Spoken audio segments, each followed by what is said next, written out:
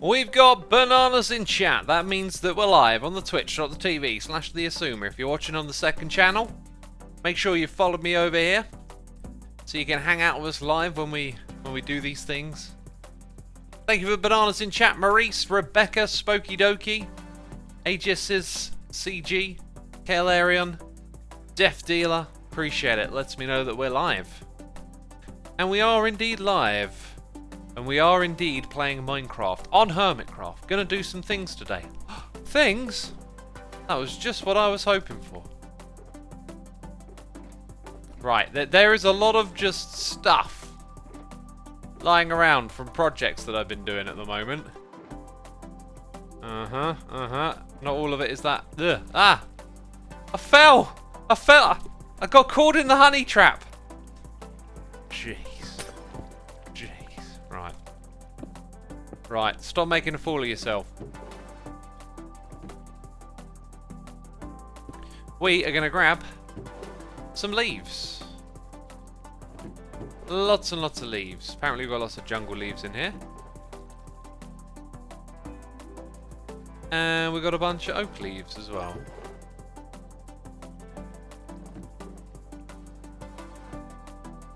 Wonderful stuff.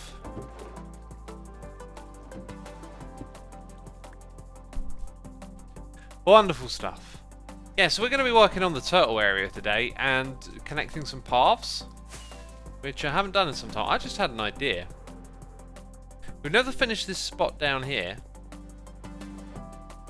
What if I just made it a pass-through to like the next area?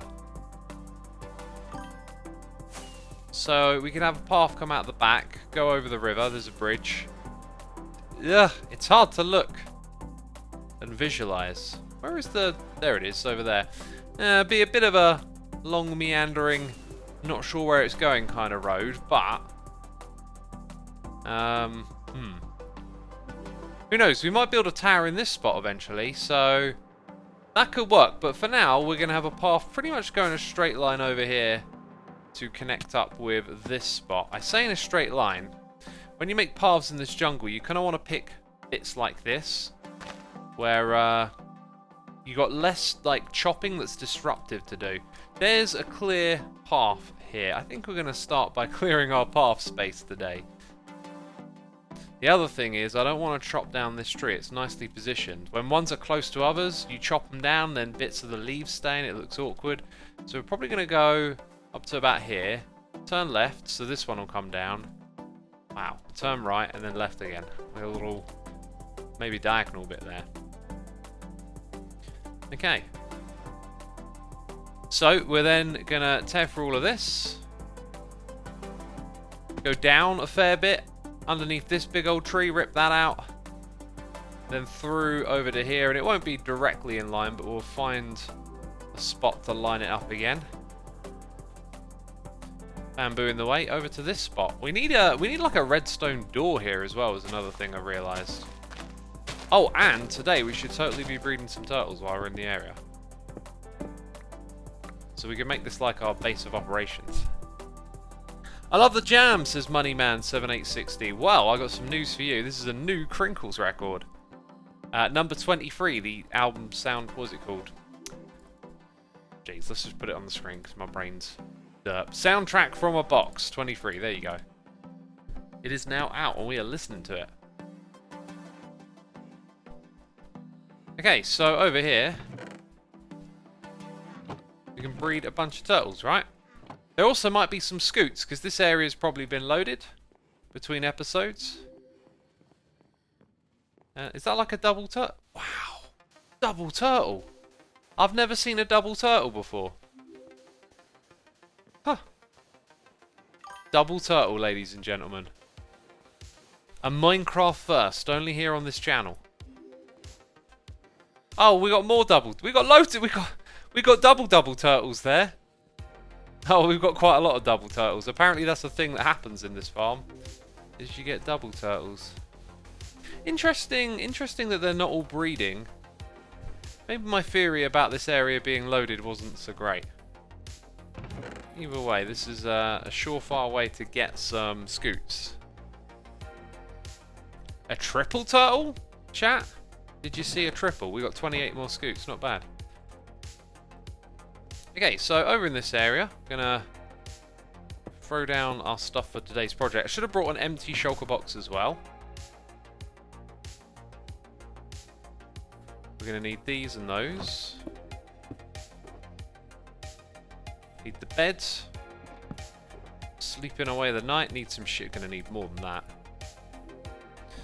No, we don't need that. We've got B00. I should put the bed away if he's online. I don't know why. B00 literally like always sleeps first. We were recording as a group recently, playing mini games and stuff, and everyone's trying to sleep and he still beats everyone. It's a thing. It's like, I don't know. Not only is he the guy that always sleeps, his connection seems to favour him. The Wolfman says, so do the turtles constantly multiply, or am I missing something?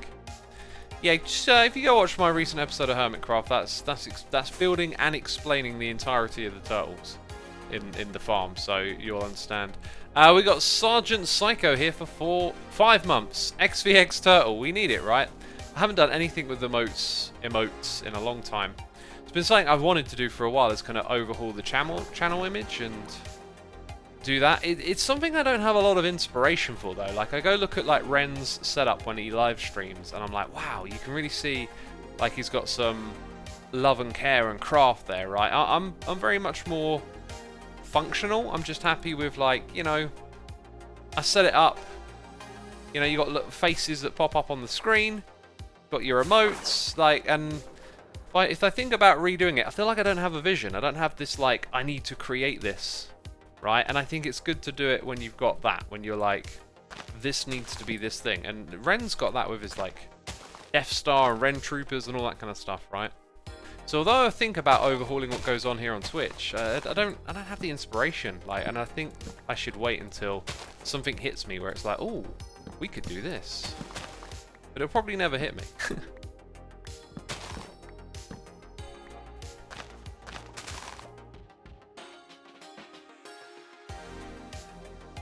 Alpenglarp says, I like your simple design, it suits you well.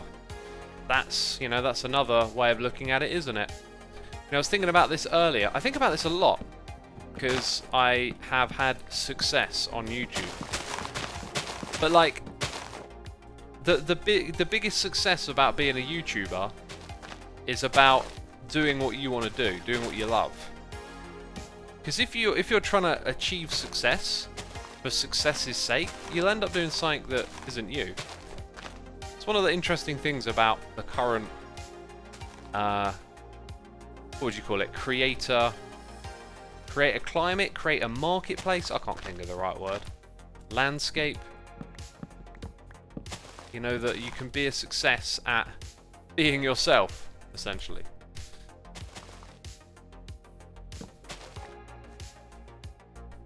Are you planning on playing Vault Hunters, says RFLX Beak.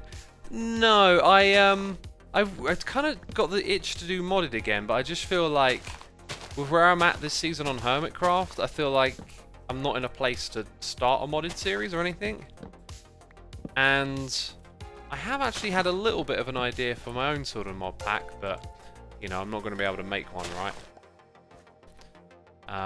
But yeah, so I'm kind of in a spot where it's like, I would fancy playing a bit of modded, but it's not really going to work out. I mean, last January we played some modded, and that was a lot of fun.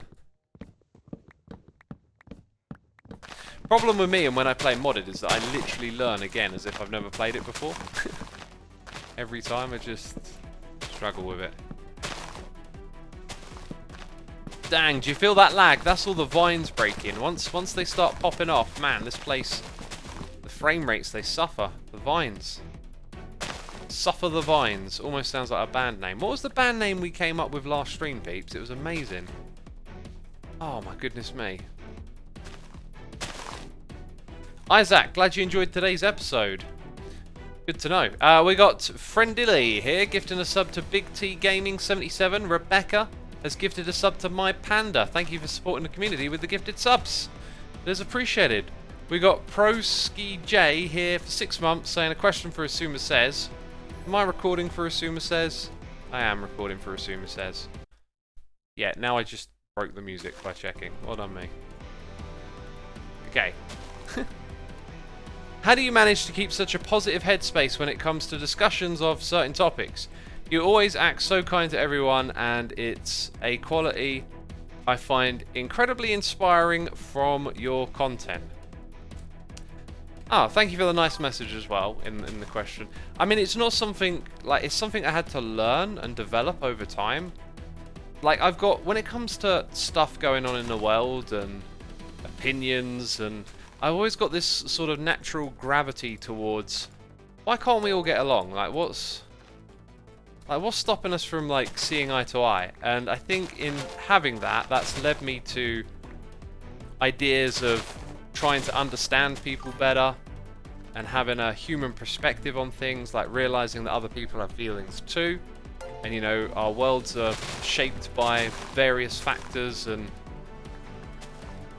learning and thinking like that kind of makes it harder to get sucked into the traps of looking at other people like they're the enemy, or they're stupid, or, you know, they got it all wrong about this thing that we're talking about.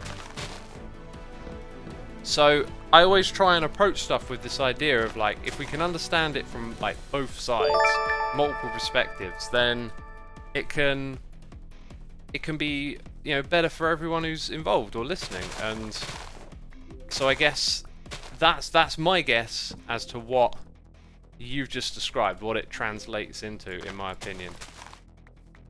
Is that, first of all, that sort of want for, like, why can't we all get along? Like, why is there always so much bickering and arguing? And then that kind of leads you to having more compassion and realizing that we're all just people at the end of the day, you know?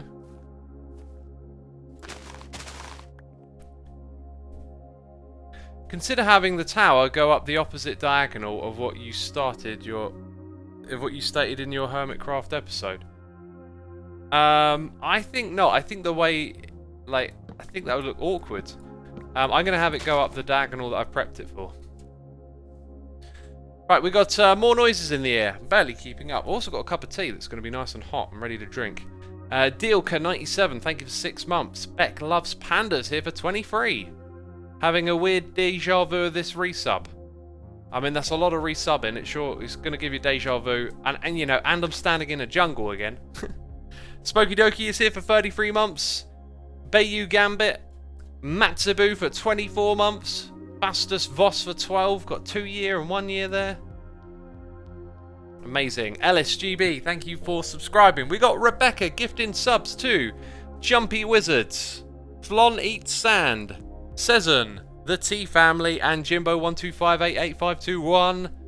Thank you all for tuning in. Thank you to Rebecca for gifting those subs. Do appreciate your support in our community. Hope you're enjoying the stream today. Inex the Wolf is here with cheers and bits. Thank you ever so much. Welcome to the stream. We've got Helska Aja. Jeez, I'm not sure how I said that last time, but thank you for 2 months. Appreciate it. And we're caught up. Let's have a bit of tea.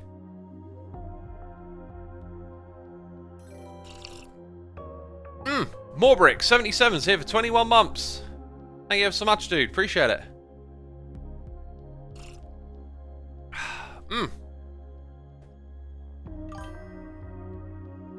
Philosopher 42 is here for 4 months, saying thanks for the content.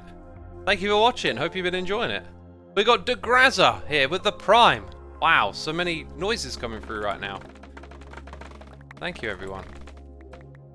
What kind of tea is it? It's English breakfast, I think. Yeah, I'm pretty sure it's English breakfast. So as I inefficiently walk back and forth here, I realise still haven't quite got my bearings with this. Like, it's going to come up here. We're going to bend it around this tree. Oh, do you know what we could do? We could have it go directly under and just change the trunk. That's actually what we did in the past, and, you know, maybe I didn't need to take this one apart. And then we can kind of, like, line it up from here. That's going to be with the edge of that building, so let's look at it like this. Right here is going to be the main path. And then we can move with that. And see where it goes. This means we're going to need a box of terracotta again, isn't it? Might build over this, so we'll come forward a little bit and then continue. It's going to be around here. Dang, feel those frame drops. Whew. What is with this game and breaking blocks sometimes, eh? Oh, making noises. Let's chop these out.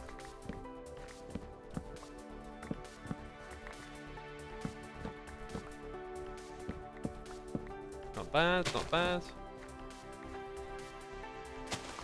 Use flint and steel, says Laser. Well, that won't do anything.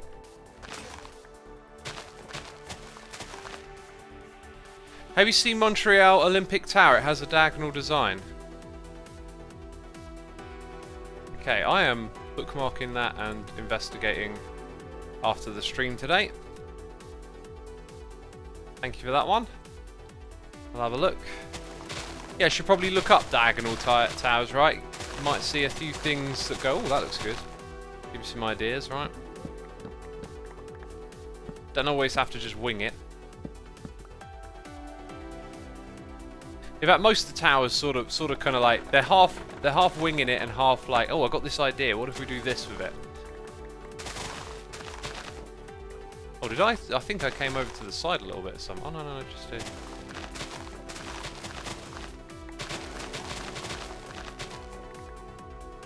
Probably not actually going to turn right in front of it, right? Probably between these two trees, somewhere around here, maybe, maybe not.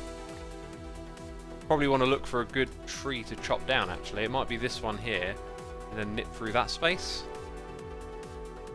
So now we need a box of terracotta. Let's put all this in here. We need a box of terracotta and quartz. And I tell you what, I'm starting to run out of boxes, but we got more. We got more. We can make more. Peeps are saying use a hoe. Oh yeah, I could do, couldn't I? Could use a hoe.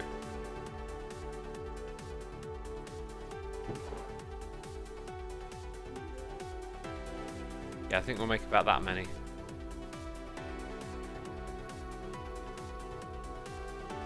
X, would you place yourself on the left, middle, or right of the political spectrum? I'd say sort of middle left. But I feel like by putting yourself in a place, you kind of close yourself off as if like, you know, this is where I stand. I feel like every situation, every topic is different, right?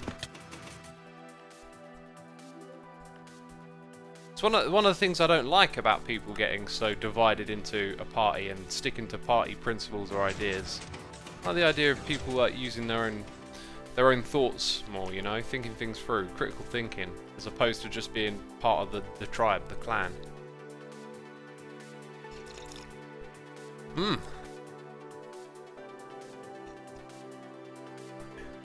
Can you stream tomorrow? I could, but I'm not gonna. Why did you choose YouTube as your career, and how did you get inspired to join YouTube? As welcome, Mordy. I never chose it, really. I didn't choose the fug life. The fug life chose me, you know. I just fell into it, really. Just did it out of curiosity and because I thought I could make videos, and then it just turned into a whole thing. I mean, I got here like way before it was a thing, you know. When I started doing YouTube, it wasn't like do this and it can be your job, like nothing like that. It was just like a hobby. And then after a year of doing it, I was making more than I was at my job. So I was like, okay, I'm going to quit and give this thing a try. And here we are, like 9 years later, right?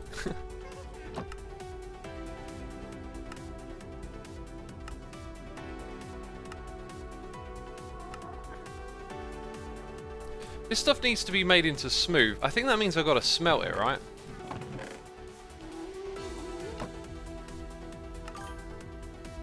Oh, maybe I should do another AFK session here. I think Corrales needs quartz. I should ask him that. Is he online? He's not online. Because if he needs quartz for his buildings, like, the two of us can work together on getting this farm running around the clock, which is good for gravel as well, you know. We've got gravel here for concrete. Whoopsie doopsie. You know what I really want to do? I want to get an even amount of stacks here. So this one, in fact, if I grab that, I can't go wrong, right? Ah, can't go wrong. Okay, I think that'll do for now. We'll just leave the last few bits behind. Might be useful for making comparators or something, right? Always leave a little bit behind. Otherwise it all gets used for one thing. We got Amoogles Doodles here for 7 months. Thank you ever so much for your support, appreciate it.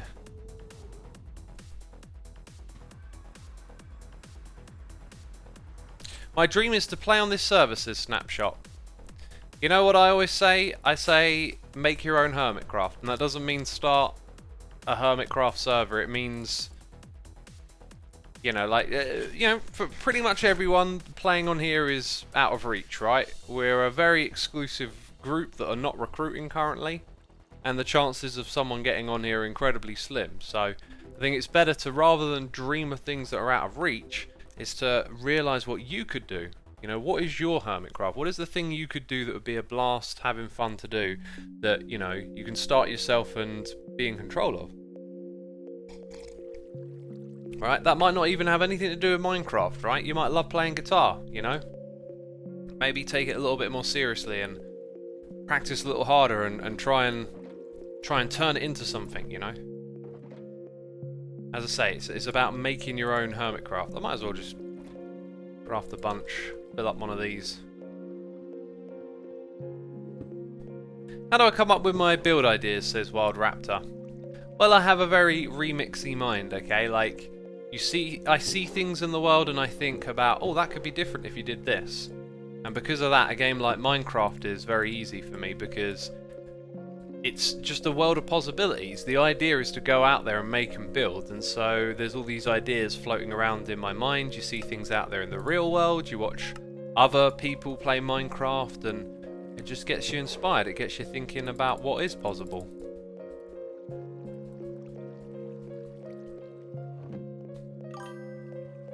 Do you like Hypixel minigames and PvP speedrunning, etc., says Welcome Morty?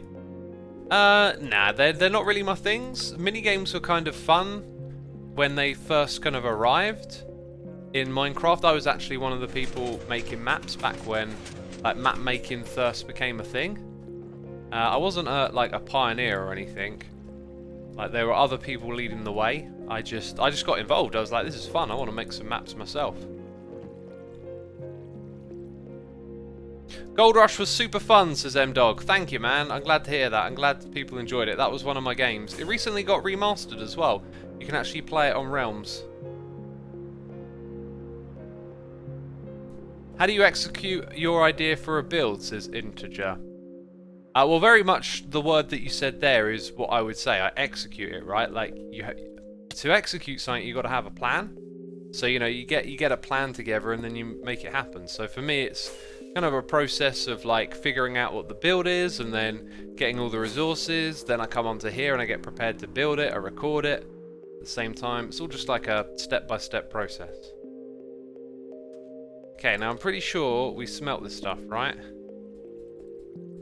Hopefully I'm not misremembering and making, like, just wasting a bunch of material. Pretty sure you have to smelt it. X, can I have the anthem? Why do I feel like that's a reference to Ocean Grove? Ask for anthem. That's gotta be. I think you're referencing my current favourite band. I guess, like, those are strong words right there. They're just my current obsession. That's what I should say. My current obsession. I mean, we can't just temporarily knock some other bands off the throne. That's, you know, that's not right in the world of music.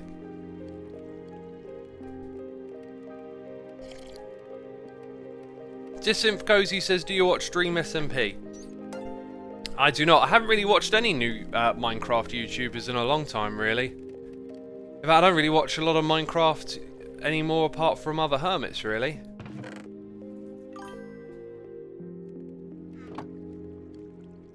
Jiffy Chips, you listen to my record. And as someone who listens to hip-hop, it introduces you to a whole new genre. Awesome, dude, man. Like, go check out that style of music. It's fascinating.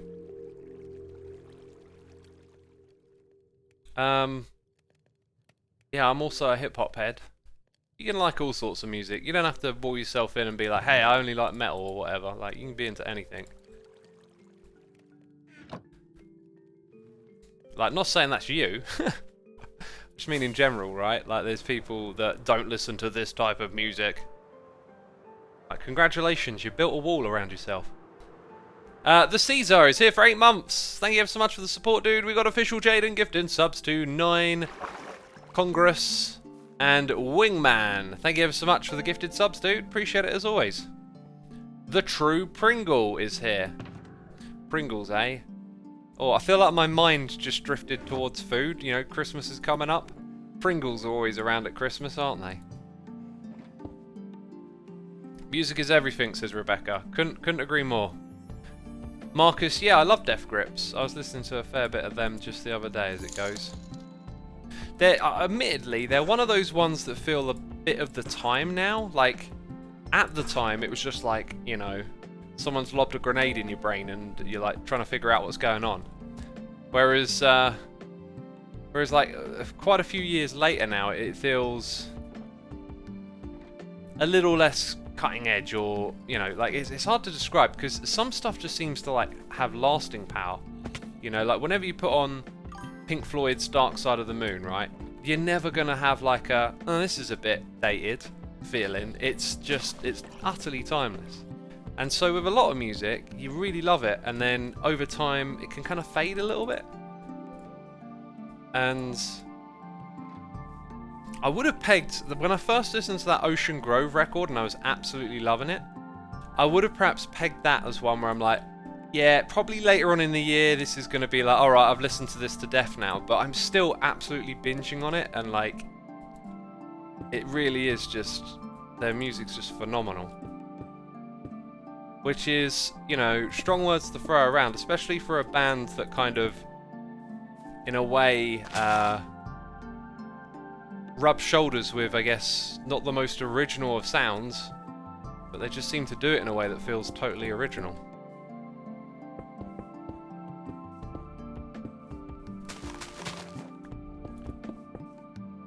Okay, there we go. So, if we do modify the base of this tree, it's going to need a lot of work because it's right in the middle of all this.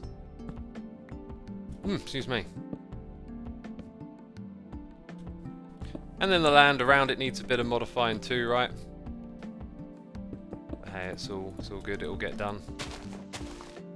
This is where we need the hoe, or the shears.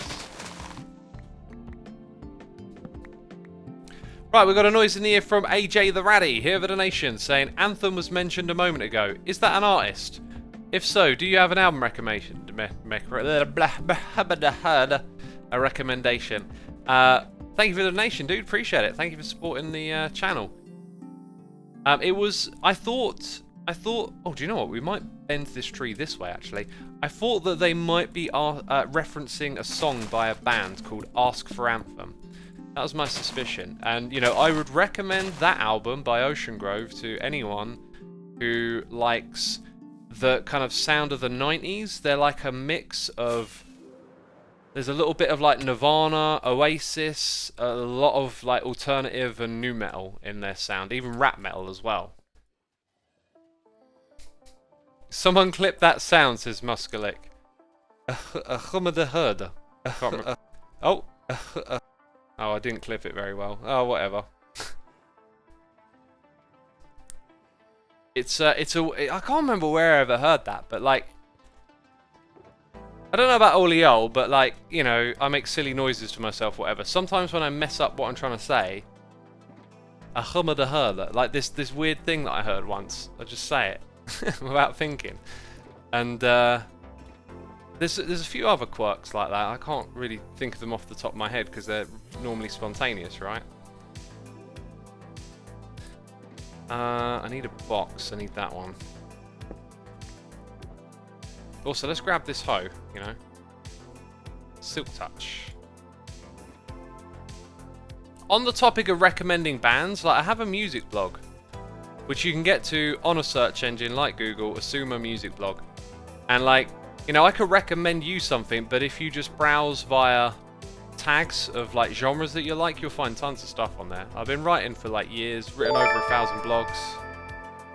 Kicking off my music channel by reciting some of the reviews or whatever I've done, right?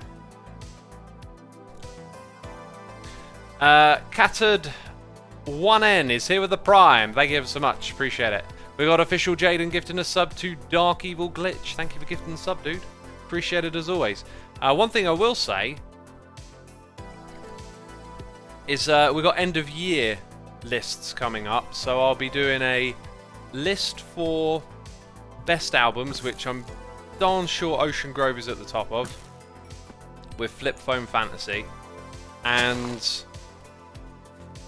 what else? Oh, yeah, like discoveries. I always like to discover music, right?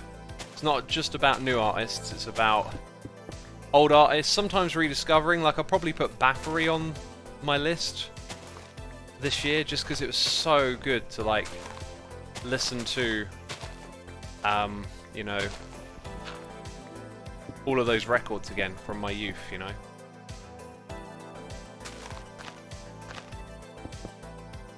It was a lot of fun. We got noise in the ear. Cheers and bits from Deadly Ginger 42699. Thank you so much. Appreciate the cheers and bits. Saying almost never able to watch the stream due to my work. Do love the YouTube vids. Keep up the amazing work. Awesome, dude. Thank you ever so much for the cheers and bits, and glad to have you with us today. If you weren't aware, I do have a second channel where all the live streams go, if ever you want to watch a replay, but I think for most people it's just about being here live, right? Didn't I? Oh, there it is. I did pick up a box. Important box. For the jungle logs. So I think we'll sort of bend it from here. You don't want it to be like right in the corner, so not on both sides. We'll chuck in a bit of this as well into the mix. Apart from your own base, whose base has been your favourite this season, says NRG. I think at the moment it's Corralis's. You know, with him being my neighbour, it's like a constant source of inspiration, and his latest thing that he's done has just like got me all inspired to build. So, you know, having a neighbour that inspires you is really, really great.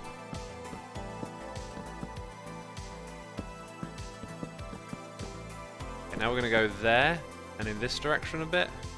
Kind of actually running out of space to really... Actually, now look at it, I should probably start it a little bit lower down.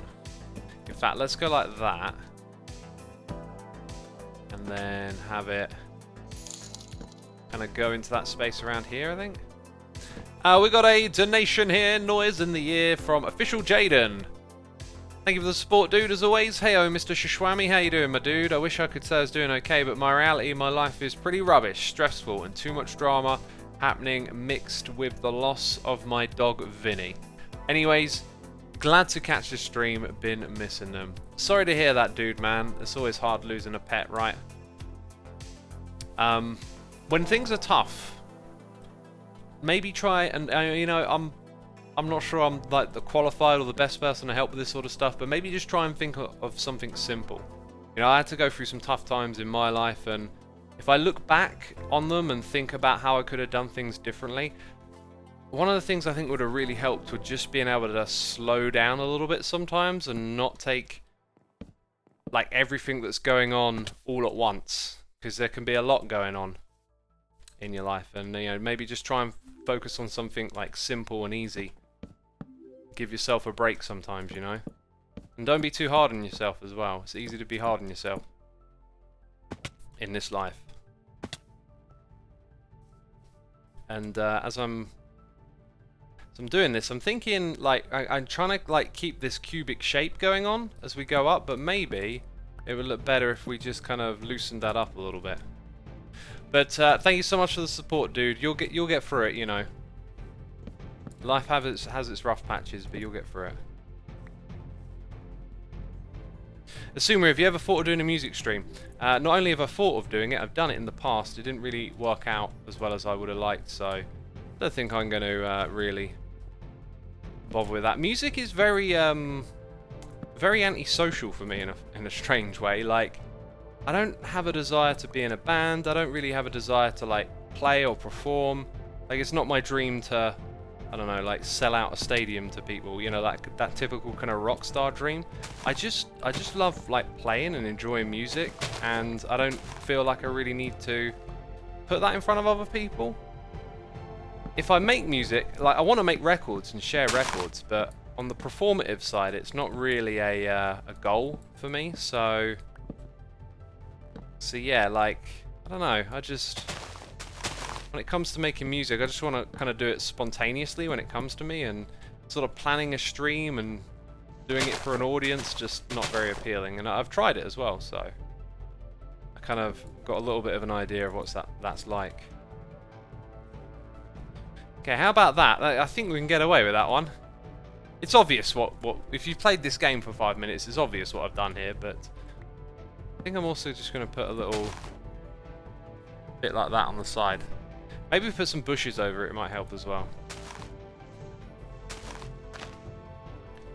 Do you know what I need now? I need a shovel. Too many tools. Hashtag too many tools in this game, right?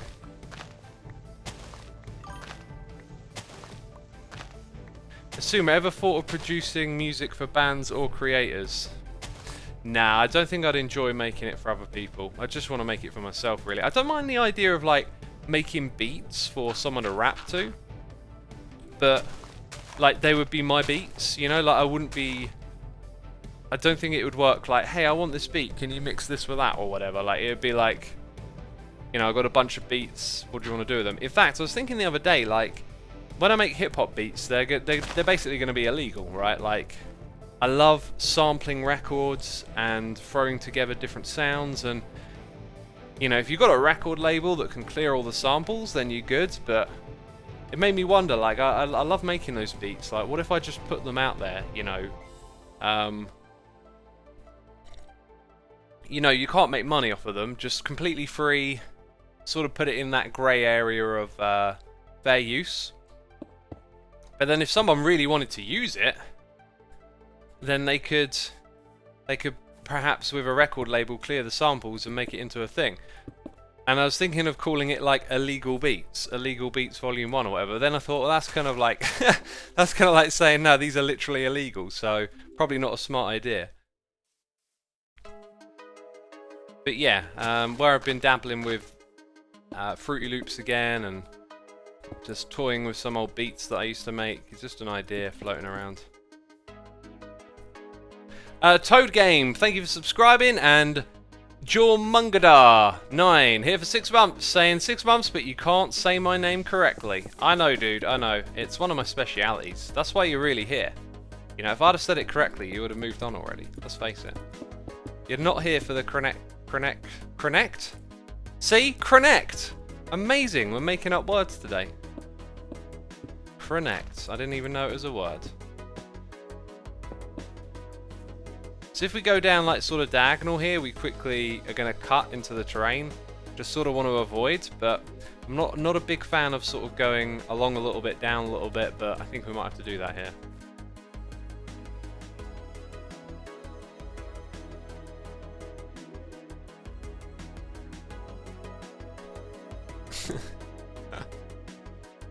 Sugarwall says, what do you think of prog rock? I love prog rock.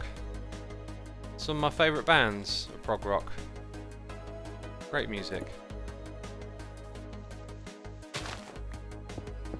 Drop down every 2 blocks maybe. I haven't done that before, like a, yeah, steady slope.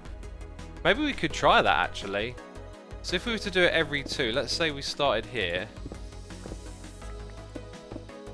Actually, I'm probably having to go a little further back than that. So let's say we start actually here. Is B-Dubs still online? B-Dubs is still online.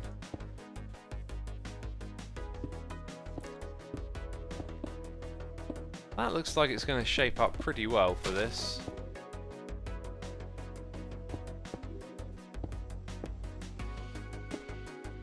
And then you get to here, and then it's like quite a bit above the terrain.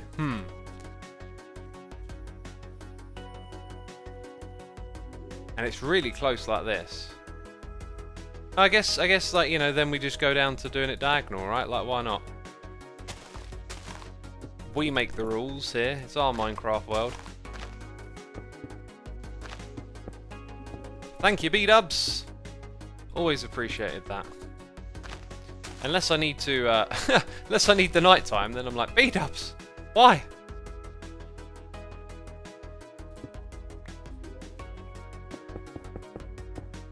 There we are. Is it me or is it, I'm getting choppiness in here? I think it's the vines. Something about the vines when you break them, then the jungle just gets laggy.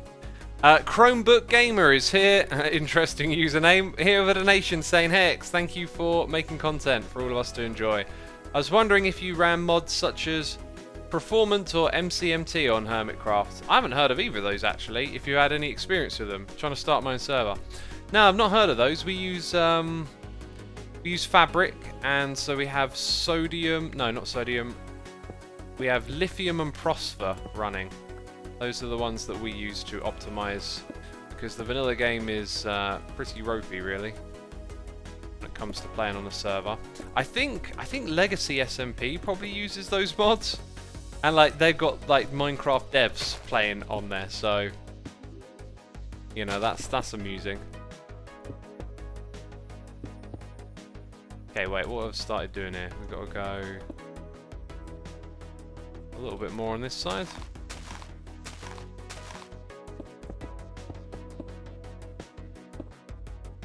Okay, and then we start to go down diagonal.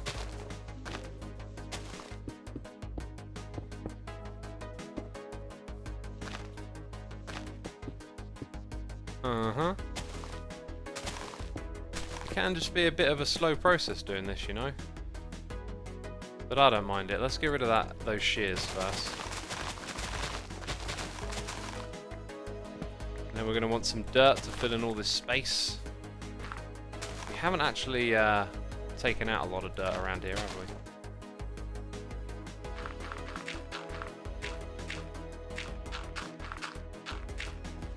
And then we need those slabs. I did actually put the slabs together, funny enough. Okay, so these will be stairs.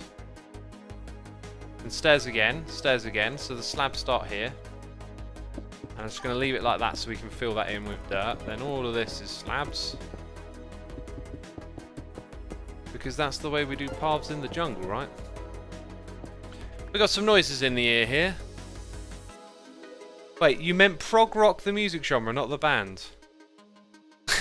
What? I assumed you meant the music genre. What is this band called prog rock? What do they play? Jazz? We're called death metal. Guess what we play? Sounds kind of fishy. I think I'm going to put it so this is like down by one. Then again, you got the Eagles of death metal. No. You said prog rock is my favourite band. Did I? What? You mean me? Me saying something that doesn't make sense. What? What do you think this is? Some sort of derp channel? Like, jeez. When have I ever said anything wrong? You know? Light the Lightning is my favourite album ever. Alright, prove me wrong. Prove me wrong, I say. What do you mean that album doesn't exist? Shut up. Shut up. Bunch of haters. That's what's going on here. Why did I fly back over it? I can't remember. See, y'all distracting me. Trying to make me look silly. I actually have no idea why I flew back over here. But I do know I need some dirt, so we'll go get some dirt. We got Faki here for 2 months, and official Jaden is here gifting a sub to New Bachunga. Thank you so much, appreciate it.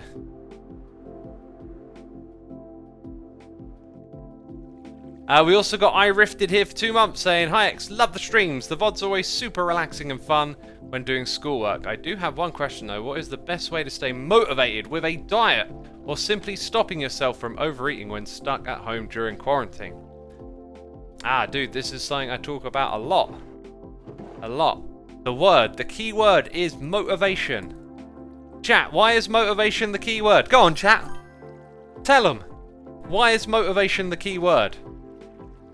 Apparently Lied the Lightning exists on SoundCloud. Dude, what?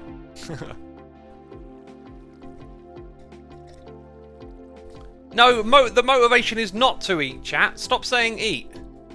That's not what I'm talking about. Everything starts with motivation, says Dark Forever. No, that's the opposite. It's the opposite of how we should think.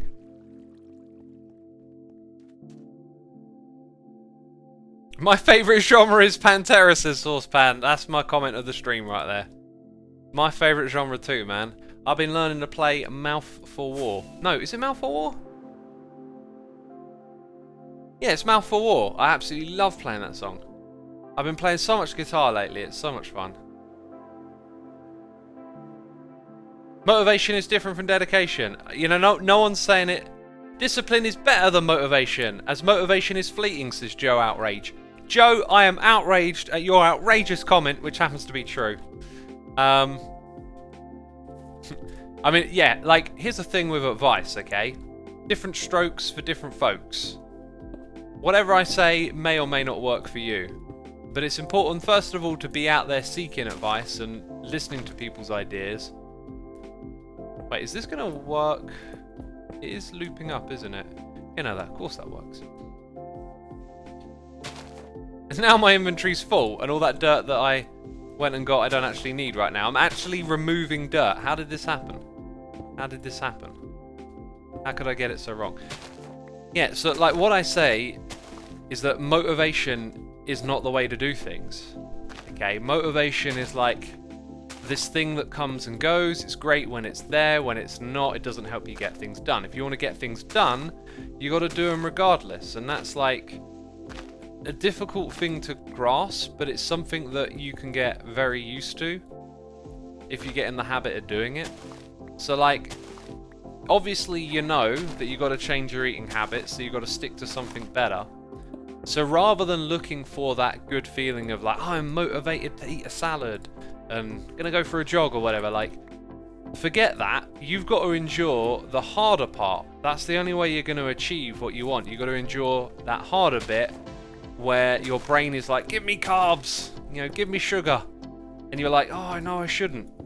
And you're going to basically have to put up with the suck. That's one of the things that is really like, to try and use the right word here. It's not like enlightening. It's like,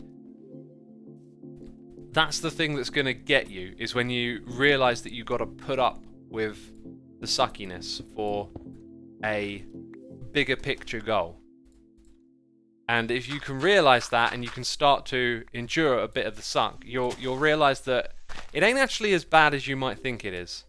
And it's more tolerable, and that's a way towards building discipline. But discipline is about like making the decision, this is what's right for me, this is what I need to do, and then executing it, as opposed to like letting your mood dictate what you're going to do. Like, I exercise every single day regardless of how I feel.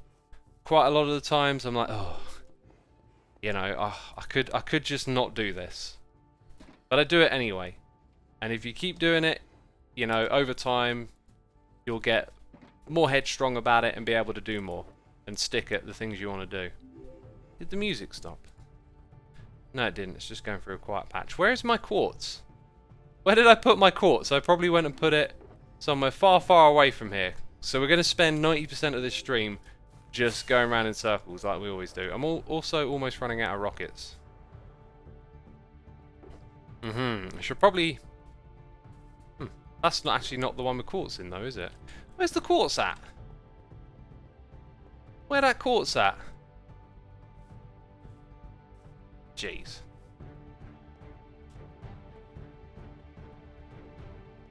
Learn to love obligation, says Ismish. Yeah, that's a good thing. Obligation, that's a good word to put in there. Responsibility is maybe another one. Like, it's really good to learn that lesson of like, hey, I've got to do things that suck because this other stuff is more important, right? Because it can translate to so much more than just exercising or something. It can translate to like how you treat other people, or, you know, being someone who sticks to what you say you're going to do, etc. Like, it's a really good thing to... I don't know where the quartz is. Is it in here? I feel like it's probably... Those are the shulker boxes.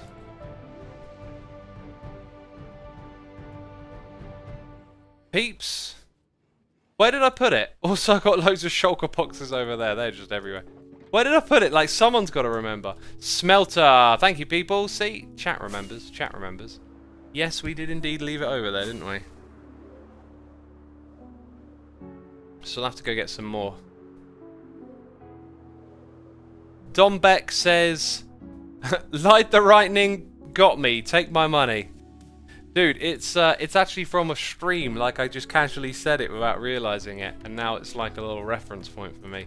Thank you so much for 6 months, dude. Inex the Wolf is here subscribing, and A2597 is here for 11 months saying, haven't been on Twitch much, but first log in and here you are streaming. You always get my sub. Thank you ever so much, dude. I'm glad to have you with us today. No, they're the wrong ones. We want these ones, right? We want these ones.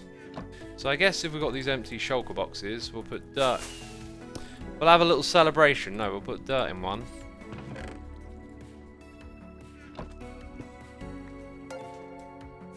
Yeah, you know, if I were doing this and I were not streaming, I'd probably be way more methodical about everything. I'd just focus on like, okay, first of all, let's get in or get out all the leaves, and then let's sort the trees, and then let's do the cyan, and you know, because then you don't like wander around like a headless chicken carrying lots of stuff and getting confused. You know, pro tips, okay? Pro tips from X. Don't play like I play when I'm streaming. Killjoy, thank you so much for the Prime subscription. Appreciate it, dude. Appreciate it. Is Hermitcraft scripted, says Deethan was taken. You've sussed it out. This stream isn't live. It's all scripted. Oh, no. The people on the script are going to go mad about this. They've been sussed out. Oh. But wait a minute, they've written all of this. Why would they write this into the script? I don't know. I don't know what's going on anymore. Script writers, what is this all about? Jeez. Someone's got to explain it to me. This is actually a replay, says Qmar. Don't give it away. Oh, no. They've sussed out. It's all just a replay mod. Oh, dear. Oh, dearie me.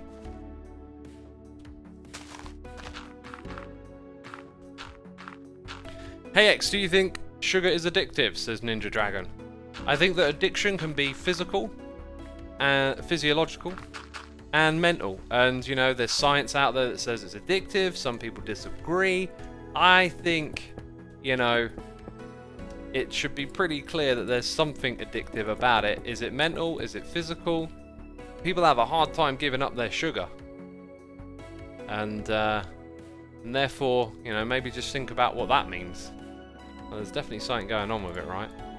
I don't have a lot of sugar in my diet. Not a lot at all. In fact, the thing that I cooked today, like, I had to put a spoonful of sugar in.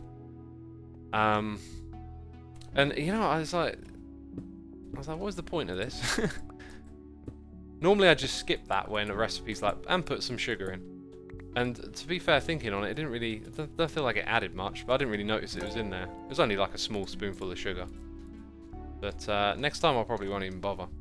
Right, so something different's got to happen just somewhere around here. I think what you need is actually what we had just a second ago. Yeah, you just, I don't know why I didn't see it before, but you just do that, I think. And then just continue on. I think it's probably because I would have liked this to have stopped. Oh yeah, I guess, so we can make that stairs, right? And then do it like this? Maybe that's what I was thinking. Let's see what that looks like, because I feel that's a little bit odd. And then maybe this looks nicer. I think that's the way I'm going to go. We're going to go this way. Yeah, that's better. And then all of this is actually prepared for it, as if I'd already done that. Okay, we've got a noise in the ear from Sora Vibe subscribing. Thank you ever so much, Sora Vibe. Appreciate your subscription. Technically, your brain needs sugar. It's not just healthy to overdose, says Hermitcraft. Strange choice of words. I mean, you know, what is sugar? They're carbohydrates, right? You kind of need carbohydrates in your diet. Some people seem to think you don't. Jeez, we've had these discussions so many times. I feel like I'm just repeating myself. I personally just aim for like a healthy balance, right? Try and avoid sugary carbs in my day. Just try and mix a sort of equal amount of sugar and fat, which I generally do. Means I end up eating like avocados, some cheese. It's got a lot of fat in it. You know, nuts, things like that. Balance out the carbs, like your rice and your vegetables and all that. I just try and keep it balanced. There's so much information out there and so many opinions. And yeah, I just try and keep it Balanced. Alpenglow says, avocados. Yeah, I like avocados. They always taste to me like they should be mixed with something, and I don't know what it is. Whenever I eat them, I'm like, I feel like there's something that would perfectly complement this taste, but I don't know what it is. You know? Right, I think we'll move to the left through this little gap, actually. Kind of liking this spot. I think we're going to knock this tree out, and then we'll turn here. Avocado toast. Yeah, I wanted to try that for the longest time. I don't buy bread. Occasionally I'll treat myself to like a couple of rolls from the bakery and have some like a cheese and meat sandwich, but otherwise I avoid bread pretty much all the time. Although, you know, it's Christmas, gonna have myself a peanut butter and jam sandwich, right? I'll have a treat every now and then. Avocados are better as guacamole. Lime, salt, and pepper, onion, and tomato. Yeah, I like guacamole. Guacamole good. That sounded terrible. Goat cheese and pepper. Sounds nice.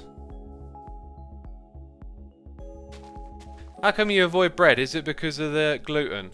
No, not because of gluten. The gluten-free stuff's really weird. Like, from what I can tell, doing my own research into it, gluten is something that's just a part of your diet, and if you're allergic to it, you don't want it in your diet. But it's become this weird, like, fad, or if you like this weird health fad of you need to have gluten out of your diet, and I don't know why. Like, there doesn't seem to be anything wrong with having gluten unless you're allergic to it.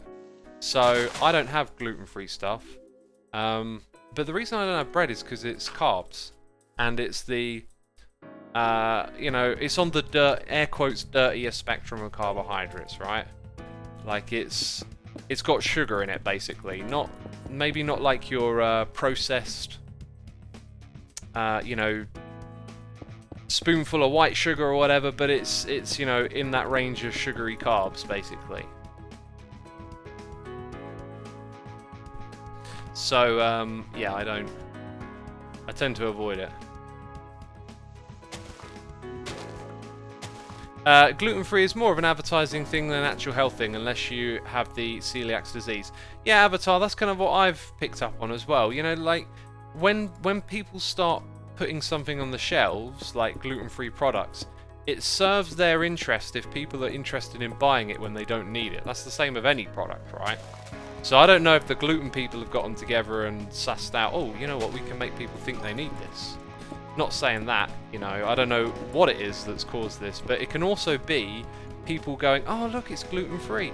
There used to be a big, I think where did it start? Like maybe back in like the 90s and 80s or some time ago, there used to be a big fad of like, it was either fat-free products or carb-free products, but like, I think it was fat-free, and fat-free still kind of lingers on today, but everyone's thinking like, oh yeah, get the fat-free stuff, because you do a little bit of like intuitive thinking, and you're like, oh yeah, body fat, that's bad, I want to be slimmer, like, so I'll get fat-free food.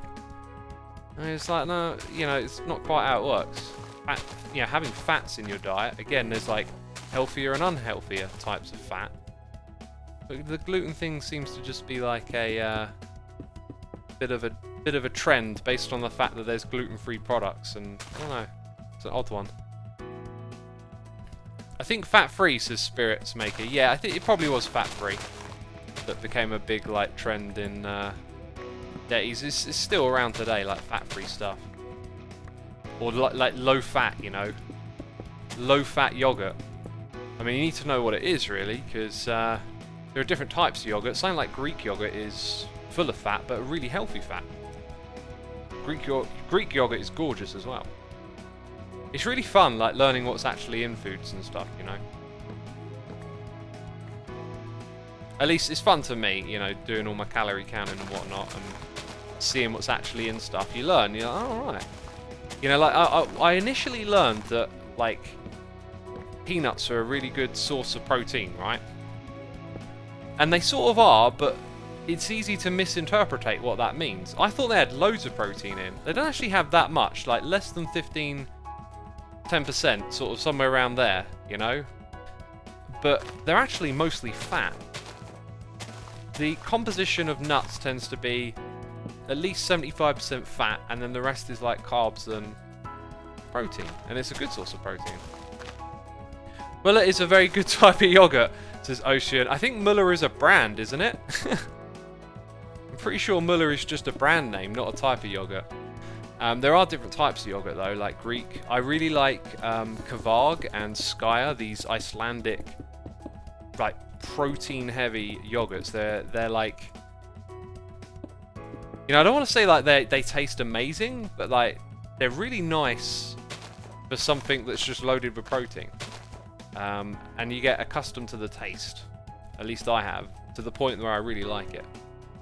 But, you know, it's not going to jump out at you and like, oh, this is the best tasting thing ever. You kind of grow accustomed to it. Sky is good, so fluffy, says Shamanero. You spelt it differently from the stuff that I get, and the stuff that I get is not fluffy, so I think we're talking about two different yogurts there. It's Skya with an R, not an E. It's very sort of creamy, I guess. Oh, look at this. The entrance to this thing lines up with just about every tree in front of it.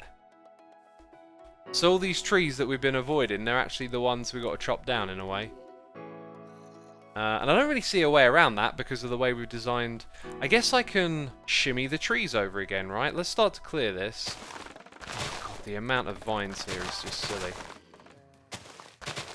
Oh right, the axes go instantly. Why have I got this weird feeling like... Yeah, I've been doing that a lot, but the axe... Alright, so axes instantly chop vines? I feel like I've just learned that, but surely I should know that already. Huh. Well, that's good. That's alright, isn't it? Right, noises in the ear. We got so many, I'm far behind. Awesome. Boca is here for 3 months.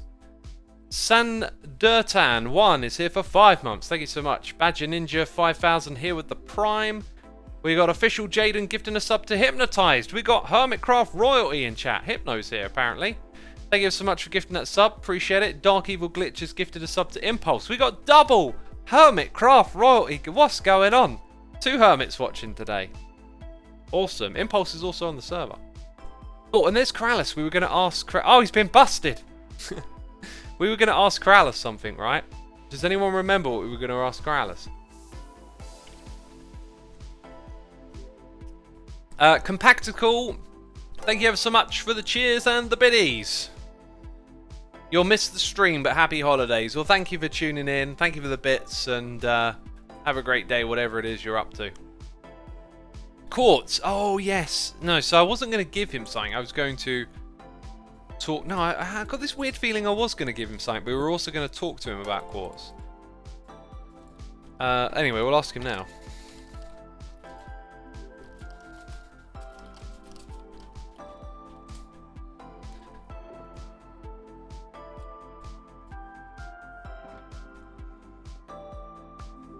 Yeah, well, now I'm waiting for a reply.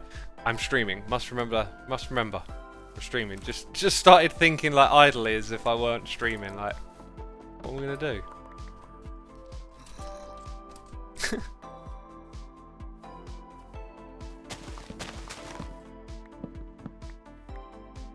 Gravel for concrete. Yeah, that's another one we need.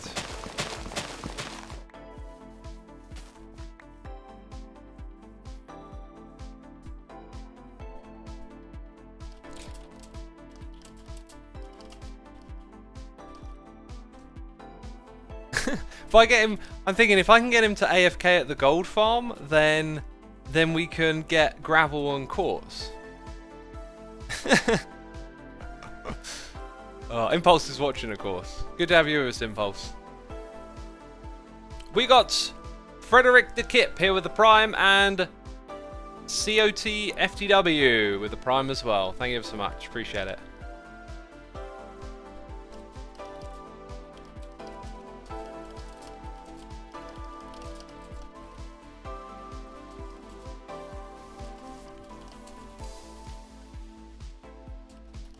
From the piglins. What are they called? Piglins, yeah. I'm now just wondering, like, what if I dispense the gold? Yeah, there would only be gold ingots, actually. You need to craft, but, like, what if we dispensed gold ingots through a nether portal, would it load? Would it keep it loaded? You'd have to do it at like a regular interval to load the nether. But then, if you did that, like it would automatically trade. So you could just be AFK at a farm in the overworld. I guess actually, you can build gold farms in the nether as well. So you could have all the ingots automatically dispensed when they come through to the bartering piglins, yeah. LTOS says Heliot Natesman. I got no idea what that is, but it looks like a typo. Lots.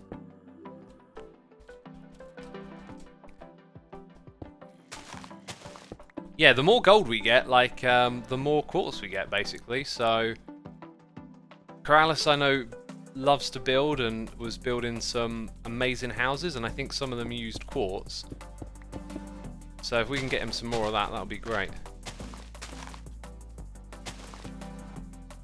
Ever thought about adding some mods like auto crafting, says Sammy Dad.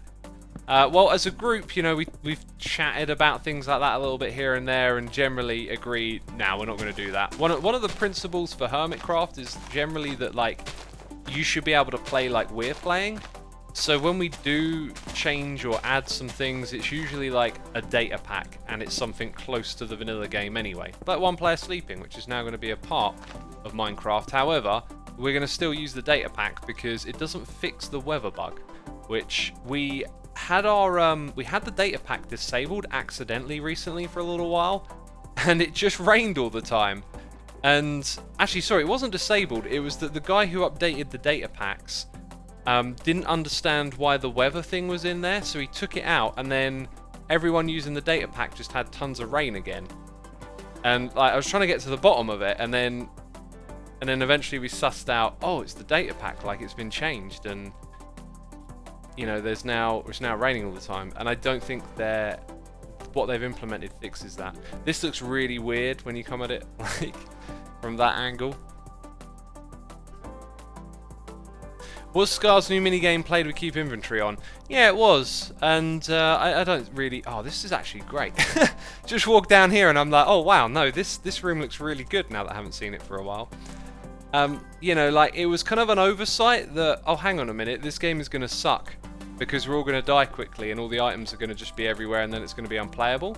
So, you know, it was just for a moment that we swapped that game rule around, and I don't see a problem with that, right? It's not like we're doing it on a permanent basis.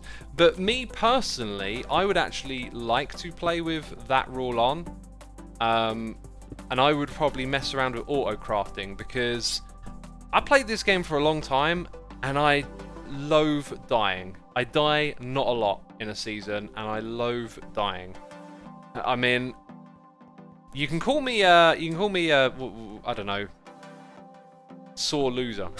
That doesn't seem like the right term, but you can make of it what you like. There is nothing interesting about this game to me in recollecting all of your items and gear and just being set back. I love building, creating, and making, and when you die, all it does is slow you down. The survival aspect of this game just isn't like that interesting in terms of can I stay alive. So it yeah, it's not something I enjoy, really. I don't enjoy dying. It's just a setback every time. It's just like a roll of the dice, go back to go, do not collect 200. Something like that. Okay, let's double check this is lined up. Oh yeah, of course it is. It is lined up. This path, by the way, I just remembered, is supposed to go somewhere else as well. Great time for me to remember, right? Better late than never. We'll probably get all of this pretty well finished in this stream. Maybe outline where the next path is going to go a little bit, but I would like to do something a little different in this area, which is mostly just going to be conditioning it for this area to be spawn-proof around where the farm is. Maybe we can do a little bit of redstone as well, because we've got a door over here that needs sorting out, so potentially there's lots we could do, actually. I also might stream a little bit longer if I'm in the mood. It's the last stream before Christmas. Ain't going to stream for a few more days, you know. Might keep it going, but I'll see how my voice is. I don't have any more work to do. When I say work, I mean playing Minecraft. Actually, that's not true. I've got a little bit that I want to do later, but like tomorrow, I'm free to get all my things in order for Christmas, and got some jobs to do, and it's just like time to turn mind off of YouTube, basically. It's cool. Rebecca says, when you spent so long getting your gear and then a creeper blows up, you've got some music on, it just sucks big time.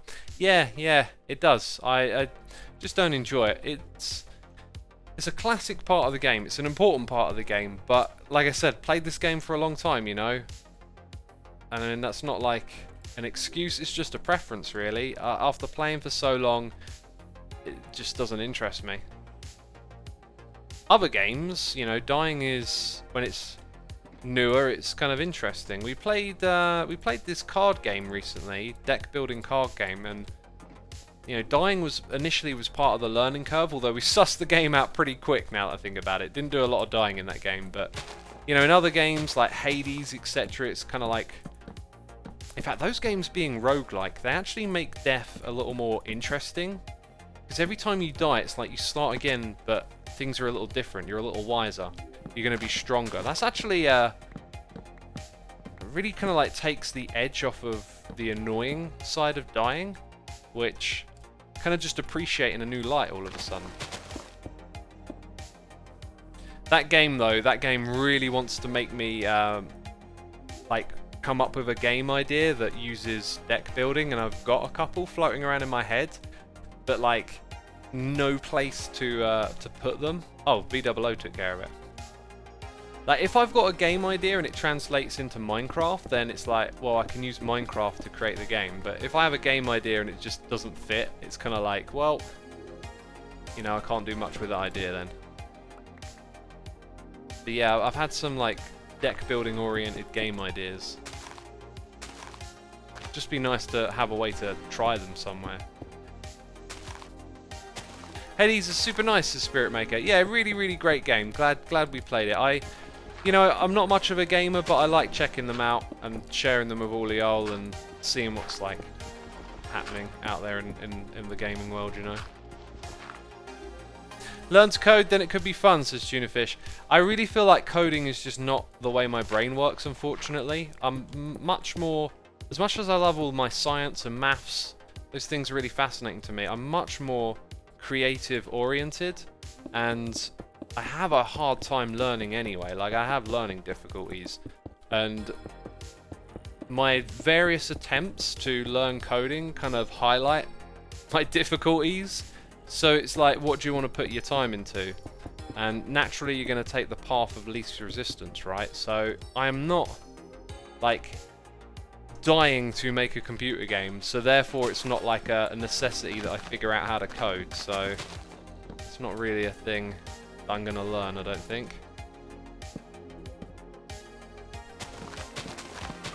Okay, how much further over do we got to go here? Quite a bit, right?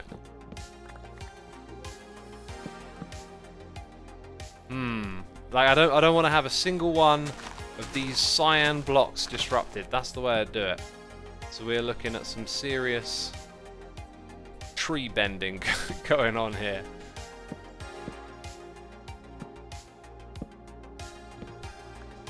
Let's see, noises in the ear. We got Rosemary Moon here for 3 months and Toxic Humors here for 7. Thank you so much, dude. Appreciate it. Hello, X and chat. Hello, chat. Some game engines allowed you to do visual scripting, if that makes a difference, says Danny. Yeah, I might get on with that better. You know, it's a time thing. Like, I know there are tools out there, there's different ways of doing it. I would... Oh, wait a minute. Am I keeping that there, then? I'd love to discover a way that works for me.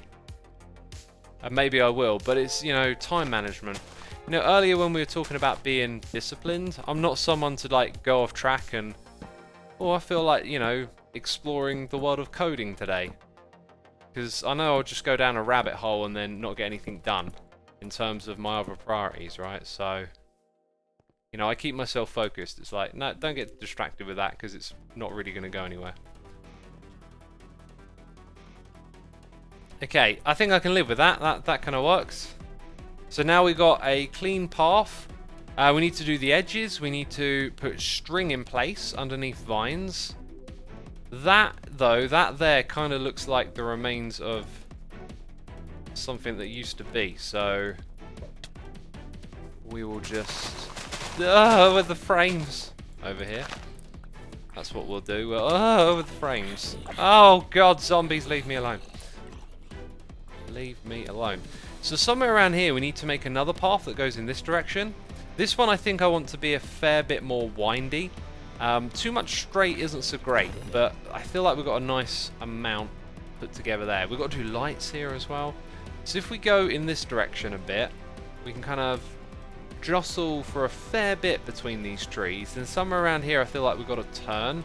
Can't go to the right, and if I go to the left, we get super close to the bamboo. Although maybe one discrete... Oh my god, look how lower down it is.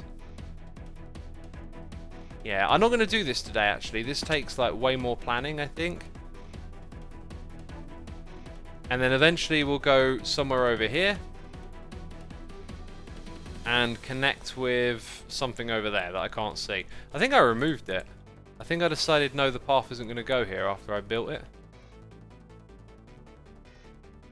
Oh no, it goes to here now, right. Did it always come to this spot? So I got to connect it with that. I really don't know. It's probably going to go over here, up through there, wiggle its way around this space. It's going to be quite a bit of work, and probably not something I'm going to do on stream actually. Just because you need to give it extra care and attention. So we need string. Let's go get some string.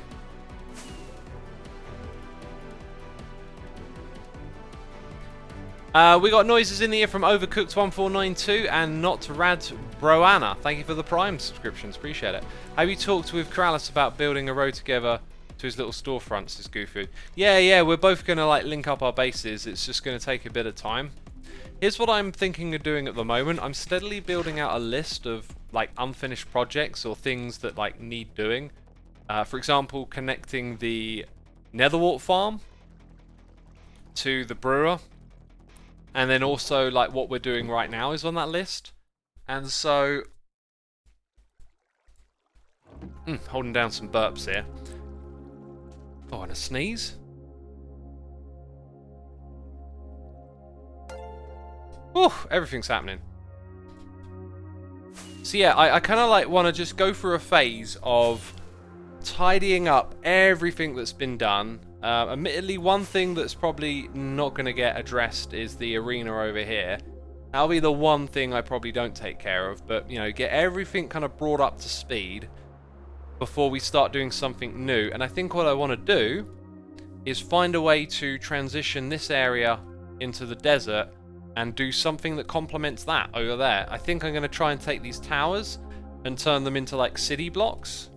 Not ones that look like Kralis's, but ones that are kind of like their own weird futuristic city blocks, right? That is the plan, at least. Now bear in mind, these vines will probably grow and I'll have to come back here and do this again at some point, but that's fine. It's just good to throw this so it doesn't all dangle onto the path, really. Gufu Via says, sounds great. Yeah, it does, doesn't it? You know, getting things in order, it's always nice. Don't really need them on the edge there.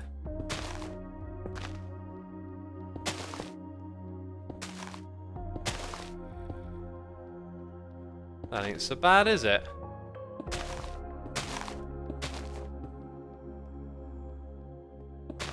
Quite a few here. Look at these vines, so many of them. I think vines should probably have like a kind of like kelp where it can't grow too far. They should really have a sort of system built in where after it's grown a certain amount, maybe it doesn't spread any further. Because it'd be nice for them to just dangle at a particular height and not come all the way down like they always predictably do. It'd look better, I think.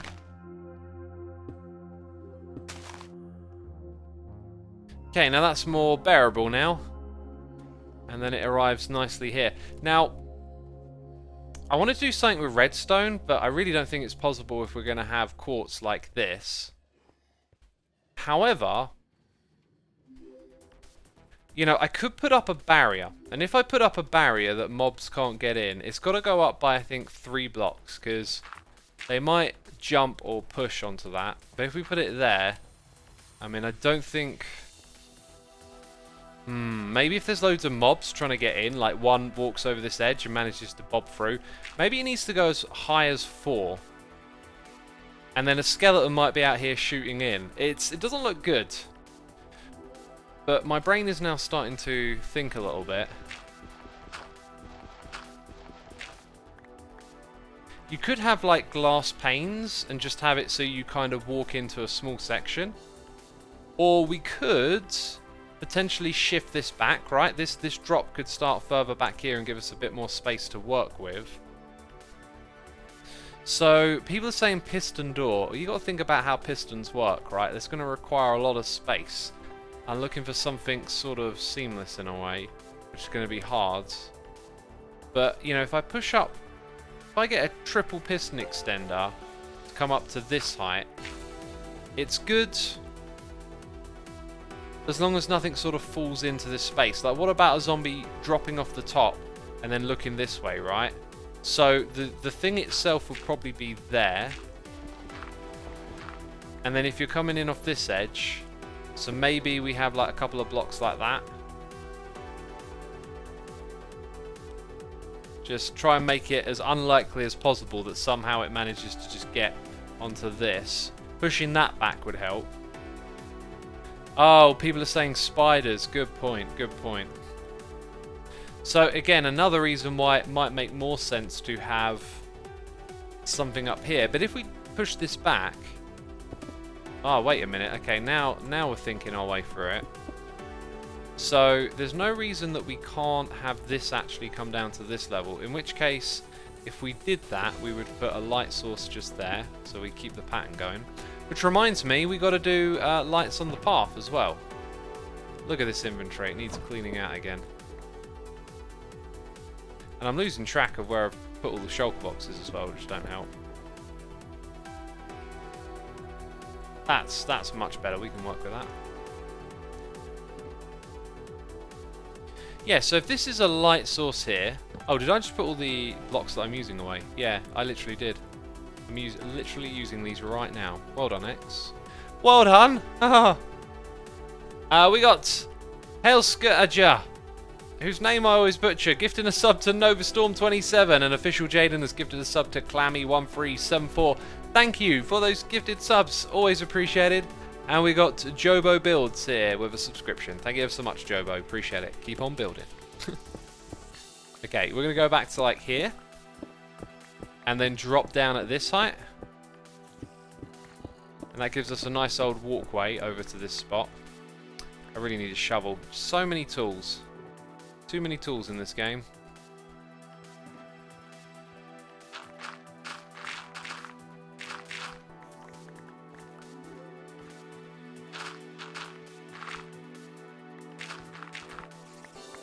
Okay,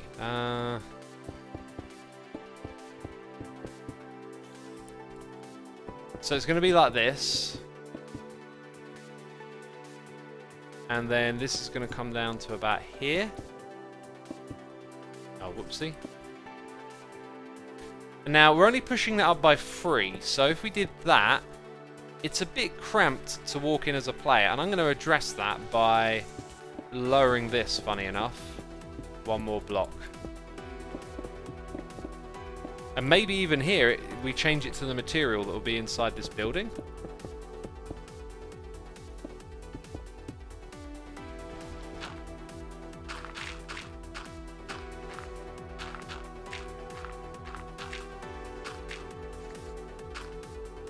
Okay. Nice and clean.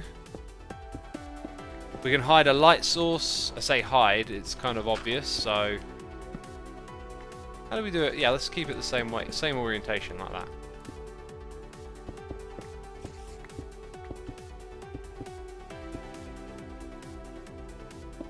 Okay, so it's that one there. So now we're not going to have stuff spawn there, and if we get a triple piston extender, we can just put something in on that space, right? Maybe even have it line up one block closer. I'm not entirely sure. It kind of depends on what we're going to do on the inside here as well. But that could effectively be the way we create a door here. And to be fair, that feels kind of right the way you approach this. Nice proportions, distance, all that kind of stuff. Right, I think what we'll do next is put in lights and then do bushes. Lights on the road and then bushes. One thing I do like to do is go to these bits and always do the... Oh look, we've got another... No! Got another shulker box. Picking those up now, putting them all in one spot. So between these, 1, 2, 3, 4, 5. Yeah, about 5 or 6 is generally what I like to do.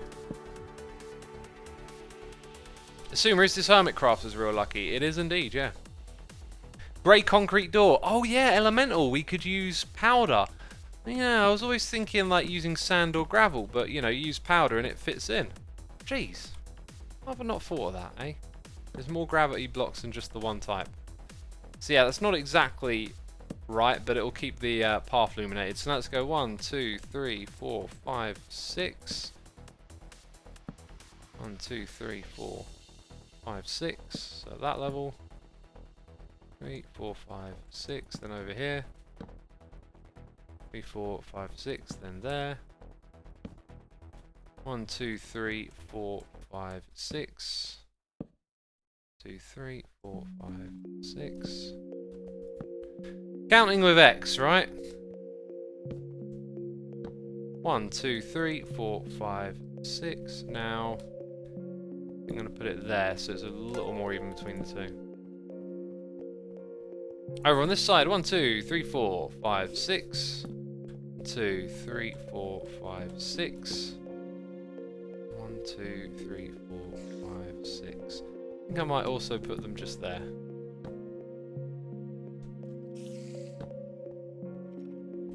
Uh-huh. Look at that, there we go. Now it's all lit up the way all the other paths are lit. To be fair, it looks kind of better without them, but you don't have a lot of lighting options in this game, and so those are the ones that we've gone for. Right, so now we need leaves around the outside. How much is stream delay, says D. Caesar. Stream delay, we had someone ask that the other day. Stream delay isn't a thing anymore. That's like a years old problem with streaming. Opunter1 is here for 2 months. If you don't want to build a door for the room, you could use stacked carpets so mobs can't pathfind in. Yeah, but then I can't get in either because they'll be in the way. So, now, and I don't want to rely on pathfinding because look, if you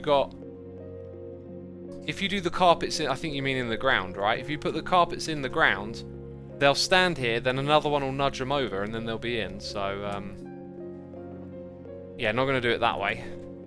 Okay, let's just chuck all this stuff away now.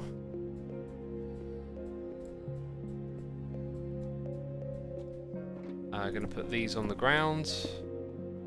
Put that in there. These in those. And then grab our bushes. Bushes! 2.6 second difference from broadcast to receive. Yeah, okay, there might... Yeah, obviously there's going to be something, but it's not like the old days where you had like 30-second delays.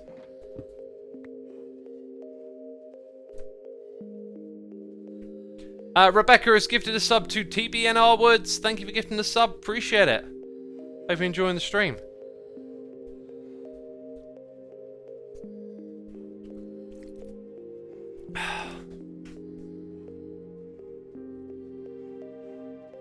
Alvin Glow Up says, completely depends on your internet, yo. Yeah, there's that as well. If you've got a laggy connection, you might be a bit behind, I guess. But then, you know, that's a question I can't even answer because it's your internet. So yeah, the idea is that patches like this will all get filled in so that stuff don't spawn here. I was going to do that across the entire jungle, and I've done it for like large parts of it. But it is tedious, let me tell you that. And I also sometimes used to do this with logs underneath. Like, I can't even be bothered to do that right now. I should really probably first of all... Oh yeah, actually it's a good thing we're doing this bit here, because this is what we ripped out earlier and then realised, oh wait a minute, we're not doing that.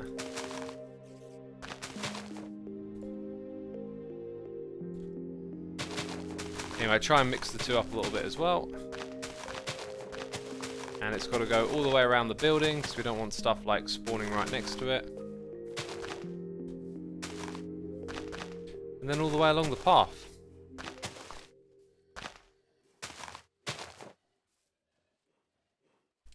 You could have lanterns hanging off trees, says Nozza. I could, but like, you have to periodically space the lighting so that it actually lights up every bit of the path, right? So otherwise you spam a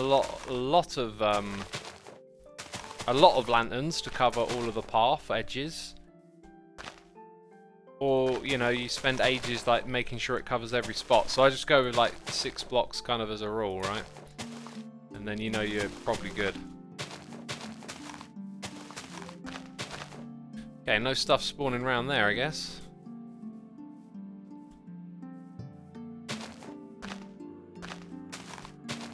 I can hear the moaning and groaning of zombies now. Dang, we did a lot of this on live streams earlier in the season now that I think about it. A lot of this going around and making sure every block's covered.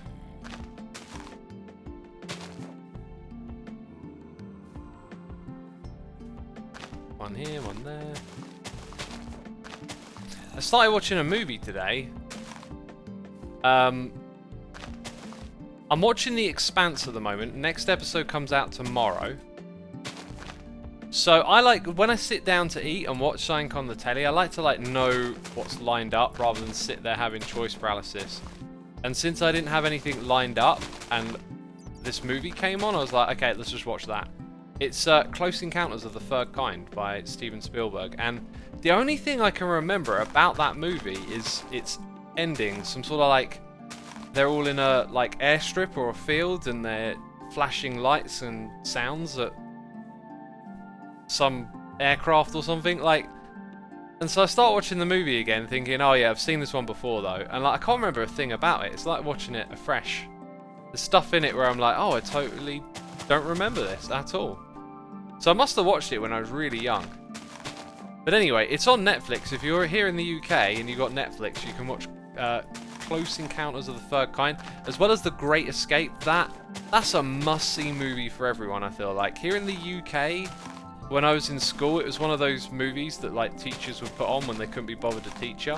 And I don't know how many people have seen that movie, but it just feels like one of those essential watching movies. The Great Escape with Steve McQueen. If you haven't seen it, go look it up. I feel like everyone should see that movie. That movie changed how I eat mashed potatoes, says Failed Vegan. I have no idea what that is in reference to. They make moonshine with potatoes, right? But anyway, so I'm watching Close Encounters of the Third Kind, and like, some of the scenes are blurry. And I realised that like, it's probably been upscaled for high definition, but it don't look very good. And if you're watching it yourself, like, you'll notice it. It's not like, it's a lot of the time it's only on a bit of the image, but every now and then it's like the bit you're focusing on, the main part of the image, it's blurry, and it's like, it makes your eyes kind of readjust for a moment. Is anyone else out there watching it and noticing this? It feels like a remastering issue. And it's kind of weird it would make its way all the way to the streaming. Randy says The Great Escape was an epic movie. Yeah, epic's a great word to describe it.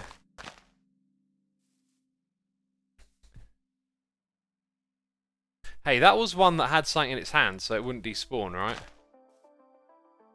Lots of peeps in chat are saying they've seen it. It's a good movie. What's your favourite Christmas movie, says Kaz the Kazo. Apart from Home Alone, Jingle All the Way. I love Jingle All the Way. And I usually end up watching it most Christmases, but this one, gonna have like limited time to be together, so probably not gonna watch movies, you know. But Jingle All the Way is a favourite of mine. Home Alone's, you know, a classic.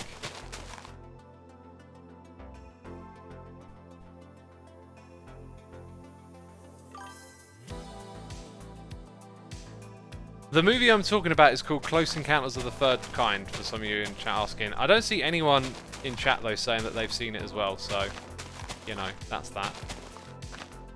But it came out on Netflix today, and, you know, some people say it's a classic. It's just a movie I know I saw once, and now I'm thinking I probably saw this when I was like 10 or younger. Because I ain't remembering hardly anything about it.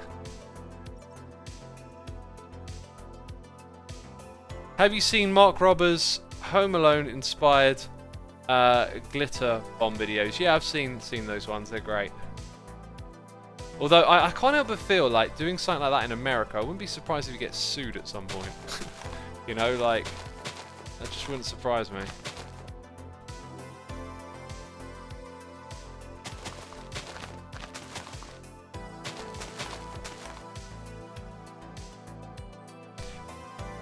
X, please show the Phantom Farm in detail, please, says Serious Dragon. The Phantom Farm isn't anywhere. I've dismantled it. I haven't rebuilt it.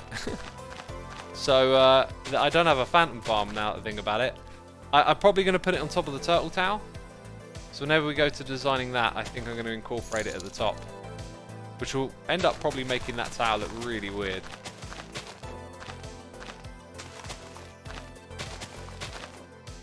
We got official Jaden here with a donation saying Shashwami. Just wanted to wish you a very Merry Christmas. Hope you have a great Christmas. I look forward to your content for 2021. Love you, my dude. You're awesome as heck. You're too kind, man. Home Alone is amazing. Merry Christmas, you filthy animal. Yeah, I know the line. Thank you, dude. Appreciate it, man. Hope you have a good one too. We got Badger Spanner here for 25 months. Merry Festivus. We got Harry1795 here for 2 months. Kerm1 Tikadeka for 8, whose name I'll forever butcher in many interesting ways. Chapter Corey, thank you for 5 months. And Rebecca, thank you for gifting the sub too. Dynamax Boy, appreciate the support as always, peeps. Appreciate it. Sora Vibe says, what's the donation command? I don't know, but there's a link below the video, if that's what you're looking for.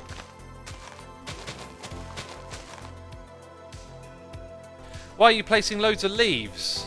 Alright, so every time I place a leaf, like, it means mobs don't spawn there, right? So I'm just making my turtle area more secure. And the idea would be to eventually, like, cover the entire area, but it's, you know, a bit crazy ambitious, but worth doing it close by, I guess.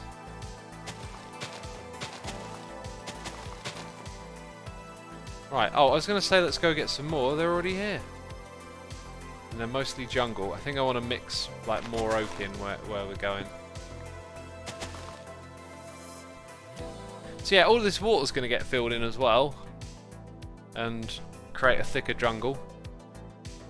It's called leafscaping, says 677 Productions. Leafscaping, I like it. Yeah, we're leafscaping, you know, average activity for a normal Minecrafter, isn't it? I thought it was. I thought this is what all Minecrafters do. Just a little bit of leafscaping. Because landscaping ain't good enough. When did you join Xisuma, Hermitcraft, says Epic Skull? Oh, I've been here since day 1. Day 0, even, if you like. Why do you need turtles for it to be for scoots? Yes. Yes, it is for scoots. Home Alone is just Die Hard for kids. Not sure about that one, not sure. Not sure that is so. Let's go get some more oak leaves, you know. Let's go get some oak leaves and put them on our face. Ah, terrible joke. We got Sora Vibe here for donation saying, found it, LeMayo. Thank you, dude. Appreciate the donation and the support. Yeah, I mean, if ever you're looking for something, places to look, description box. You want to know the song that was in the time-lapse, description box.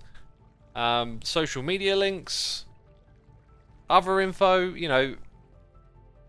There's information in places. Below the Twitch stream is another one. And we got another donation from You Found the Ocarina. Die Hard, Christmas film or not? Good question. Thank you for the donation. I appreciate it. I saw a lot of people saying Die Hard is their favourite Christmas movie. It's one of those internet topic things, you know, that comes up.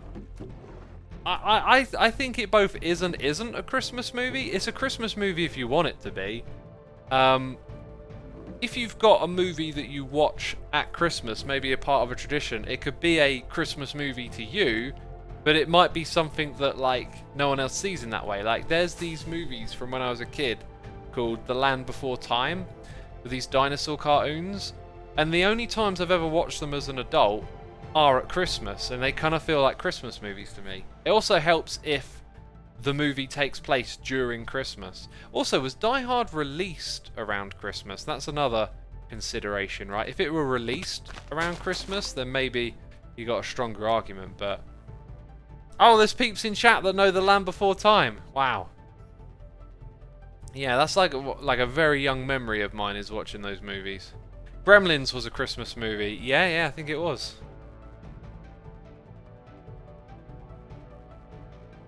Die Hard literally takes place at Christmas. Only the first one though, right? Not the other ones. Definitely not the third one, I know that. But, yeah, I mean, it can be a Christmas movie for you if you want it to be, I think. And it takes place at Christmas, so... By that definition, it sort of is a Christmas-based movie.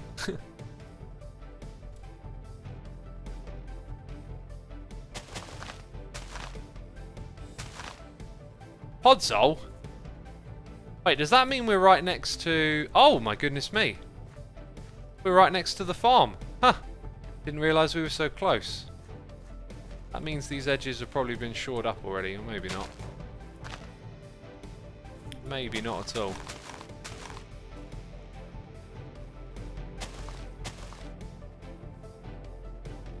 Okay, yeah, that's alright. Lord of the Rings, a Christmas movie for me, even has elves, says Gufu Via.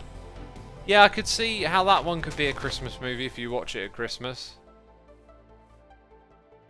And they also used to come out like late in the year, right? Like the big blockbuster movies come out sort of around just before Christmas because, well, maybe not all of them, but that generally seems to be a good time for people to go to the cinema, right? I feel like I might be getting this wrong, but I'm pretty sure I'm not. Like that's what the industry does, is release those sorts of movies close to Christmas. So most of us probably saw movies like Star Wars, Lord of the Rings, Harry Potter maybe. I don't know if they do the same thing with those, but like around that kind of Boxing Day, Christmas Day sort of time, right?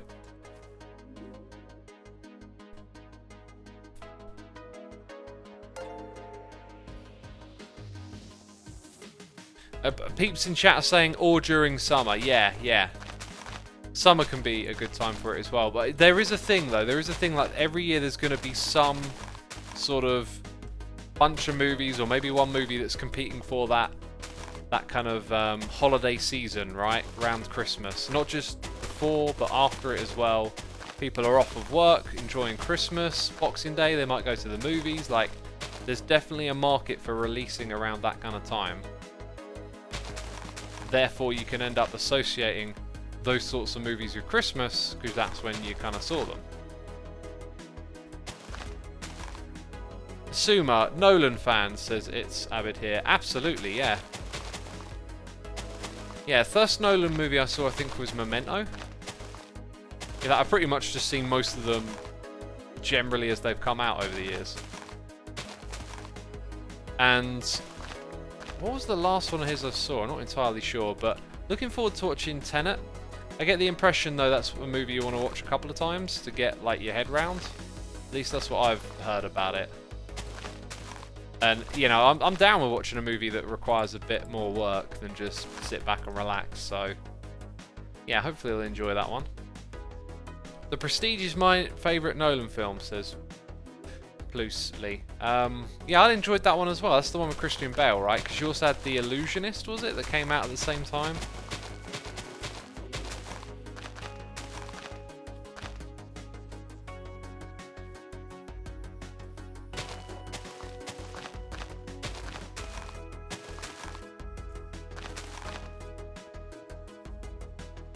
X, have you seen Arrival? Possibly.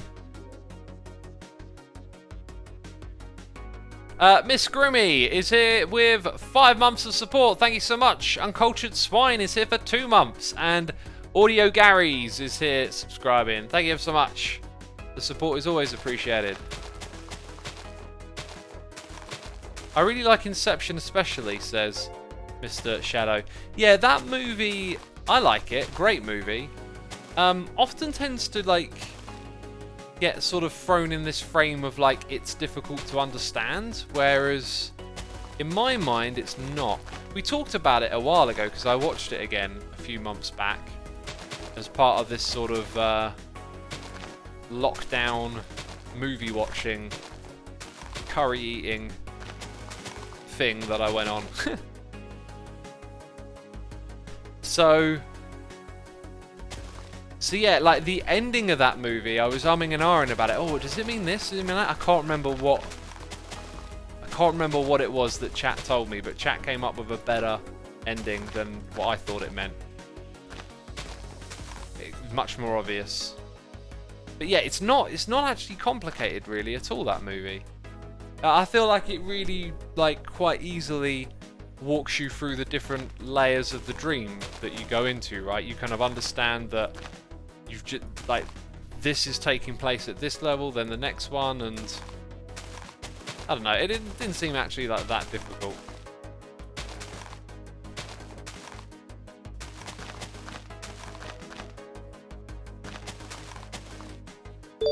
Right, one thing this does do is it kind of takes away a little bit of the charm of the grass itself once you've got, like, loads of it all bunged up around the edges, but it stops things spawning, which is really important.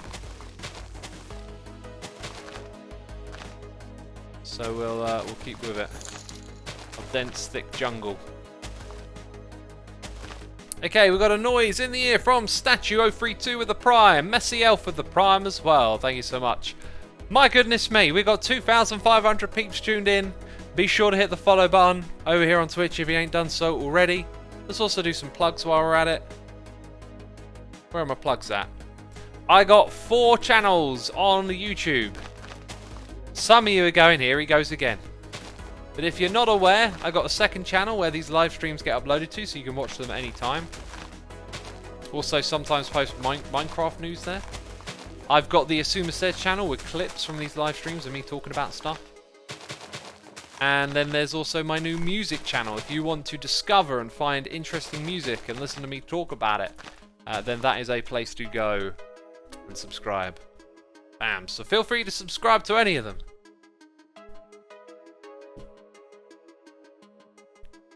And we also got we got cheers and bits here from Uncultured Swine saying, did you see Doc tweet saying EFO being the best Minecraft player over someone like Dream? As an EFO fan, I agree. Thoughts? I think saying best is just so subjective and arbitrary.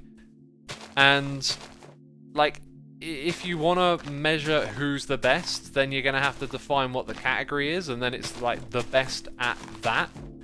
So, if you want to say, like, best overall Minecrafter, well, Minecraft's a different game for different people, right? Like, for some people it's speedrunning, for others it's redstone, others it's building.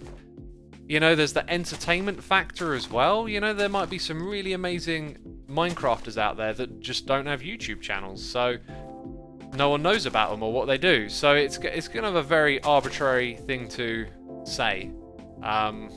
So I don't look at it that way. I think it's better to sort of express what that individual is about. What is it about Dream? What is it about EFO? What have they got to offer? Because everyone's got something different to offer. I really just like EFO's sense of creativity. The things that he does, I mean, it's got kind of a bit non-specific there, but just the way he does what he does, he always manages to do things in Minecraft in an EFO way. And it's always been interesting. I've literally been watching him for 9 years and still enjoy his videos. Which is not something you can say of a lot of YouTubers, right? But yeah, saying who's the best, it's just Just one of those, you know, things that lead to like getting in camps, and I'm not about any of that. Why don't we just talk about individuals' merits and what they're good at, rather than having to like weigh things up against one another. Just don't see the point of it.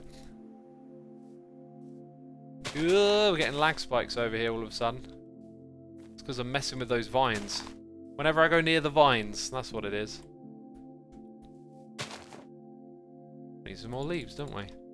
Right, I feel like we're probably good to call this done in a minute and start working on something else. I've got an idea for something else we can do. The reason that people have been saying that it is Ethos because he is one of the better players in redstone building in the PvP and PvE categories, says Dr. Waffles. Yeah, he's a good all-rounder, alright. It still applies, I think. You know, it's going to be subjective. It's going to be an opinion at the end of the day.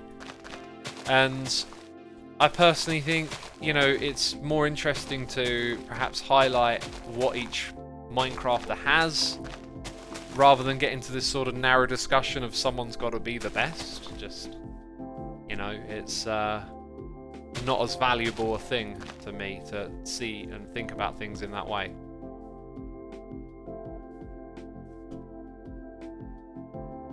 Hot take, Techno is better than Etho and Dream. I don't even know who Techno is, so what I find interesting though is that how you can browse YouTube and just find these Minecraft channels you never heard of and they got 10 million subscribers or something. Like, it's crazy. Technoblade. I've heard Technoblade, yeah, I've heard that name. But, you know, like I said earlier, I don't really watch a lot of Minecraft stuff anymore, so I don't really keep up to date with, like, who the new growing, emerging channels are or whatever. It's just kind of, I'm just here doing my thing, right? Doing my Hermitcraft thing, like always.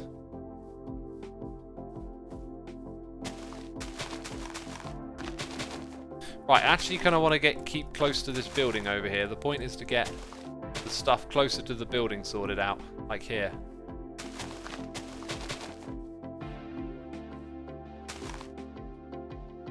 Come on guys, don't turn this into a war of fandoms. Of course everyone is going to say their favourite is the best. But in the end, it doesn't matter at all, says Avatar. There you go, yeah. Because now we've got like arguments in chat about who's the best or whatever, right?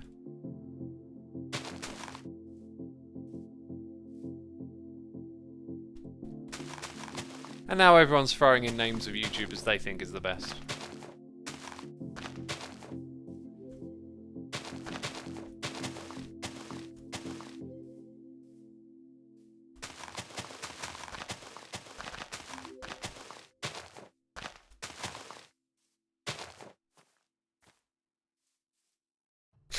No, my favourite is the best, jeez.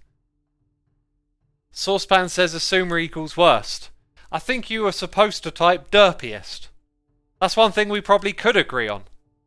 I believe. You know, we may not know who the best is, but we know the derpiest is. That's just not even up for debate, really. Sadly, you know.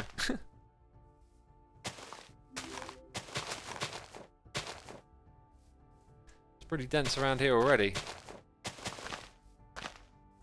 I was trying to not overdo it when I put all these leaves down, but then I guess I kind of forgot that I also need to make it spawn-proof in the long run. Maybe not down there, though. It's going to look really awkward down here. Yeah, we'll leave it like that down in that spot.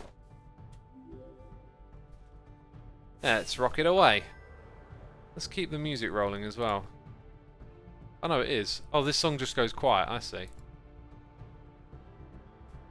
Right, we got a donation here from Saw A Vibes saying Shawshank Redemption is my all-time favourite movie. It's beautiful and the cinematography is magnificent. Yeah, I love that movie as well, and I've seen it lots of times. And one of the reasons I have seen it a lot of times is being aware that it was #1 on International Movie Database. And, you know, for years, watched this movie without ever really questioning it. And because it was sort of up there as, you know, one of the greatest movies of all time, your enjoyment of it kind of like, you know, like it's like confirmation bias. And then I remember hearing this thing, like it was like an offhand comment about a controversy over why it's #1 on International Movie Database, but it's very foggy, my memory of it, and I don't know if it was a someone making an offhand comment, or maybe they were even just making stuff up, but it did make me wonder, you know, like, so what if it were artificial, or what if there was actually something incorrect about it being the #1 movie on international database? It made me wonder, like, would I look at that movie and feel about it any different way? And nah, I'd probably really enjoy it because I've enjoyed it so many times. But you know, when you think about like what are your favorite movies, you can probably like pick out a bunch that you really like, and for someone like me, it'd be hard to put them in a list. But then because you got something that already exists telling you like this is the best one ever, it's sort of easy for that to reinforce the other one. And you know, I don't know, like, is it actually one of the best 10 of all time? It's all subjective anyway, right? But the idea that there's controversy around it kind of makes me, you know, well, what if there's something to that? What does that mean of our perceptions of the movie that have been shaped over these years? Anyway, in this spot, I think I kind of know what I want to do with the decoration, and I think I'm just gonna like wing it. It will mean possibly. Well, actually, let's take a trip to season 6. That'll be the easiest thing to start. Tim Robbins and Morgan Freeman is an instant classic. Oh my God, Morgan Freeman is in Close Encounters of the Third Time. He's in one of the opening scenes, and his voice is recognizable. He's a lot younger, and I thought, oh, is he gonna like return later on in the movie? Is he gonna be like a key character? At the moment, it kind of looks like he just had a scene with some like, you know, camera time or whatever you want to call it. Forrest Gump is one of my favourite movies, says Dutch. Ah, look what you done, Dutch. I read your message, now the game's got problems. Clearly linked. One of my favourites too, dude. I love that. I love the message of that movie. To me, the message of that movie is like, you know, a person's character trumps anything like assumptions that you have about them. I feel like the movie is clearly trying to say he's mentally challenged, but it's like the least important thing about who he is. And I think you can translate that to like race and gender and all sorts of other things as well, right? There's this externality that can make you think someone is a certain way or a certain something, but like people's character will triumph over that. And that's what he does in that movie, you know. He's just an incredibly remarkable person, and it's not despite the fact. It's not despite the fact. That's just what he is. Like, you know, like if he's mentally challenged in some way, it's like the least interesting part of the movie. Green terracotta, lime terracotta. They're both terracotta. That's just what I wanted to know. That's just what I wanted to know. And not only did I just want to know what they were, I just wanted them to be those, because then I've got what I need right here. I've got what I need right here. I also think we're going to need this stuff for building a tower, so we'll make loads of it. We got noises in the ear from the Stridgy here for 3 months saying, hey Zoomy, subbed again and plan to keep doing so. Glad to be able to make one of your streams again. Glad to have you with us, dude. Thank you so much for the support. We got Gufu Vari here for donation saying, Xisuma, I found your videos, Hermitcraft, earlier this year. Now I cook bake during your streams. Thanks, man. That's awesome, dude. Thanks for the donation. Do you know what? I like listen to podcasts, or should I say watch listen with my iPad when I'm cooking. I love the H3 podcast. I kind of checked out for a little while when they changed up the format of what they were doing. Like, started putting out loads of podcasts, and then I kind of had like a bit of a withdrawal symptom, if you like, and then I was like, oh man, I've got to get like back into watching these, and love it. They're great. They're so funny. They're so good. Aaron Oena says, love H3, man. Yes. It's wonderful. The crew they got, like the whole way the show's put together, Ethan's sense of humour, it's all my cup of tea right there. And you know, having enjoyed their stuff on YouTube many years and like followed them over to doing the podcasts, I think they're in a really good place for them, because when I first started watching their podcasts, I was happy to like go and watch them do something different, and there were quite a few people leaving angry comments or, you know, doing what you do, you know, Thanks for the free entertainment. Here's my complaints on the internet, you know. People were moaning about them like not doing videos anymore, but you know, I know what it's like to be a creator. Like, you just got to do what you got to do. And I can understand how, despite how amazing those videos are and how funny they were, that, like, you know, it's not going to last forever, and you know, you can have creative block or just want to do something different. And so, you know, all you got to do really is just be easy. Like, yeah, it's fine if they want to do something different. Anyway, so they moved over to doing podcasts, and a lot of people, like, didn't like it, didn't want to follow over. I followed over and thought it was really enjoyable, but recently I've realised that they're so much better at doing it now than they did when they first started. Way better now. And I just love everything about it. It's great. It's good stuff. It's good stuff. We got official Jaden here, gifting a sub to Papa K-Man. Jaden, thank you ever so much. Appreciate it. Thank you for supporting the community as always.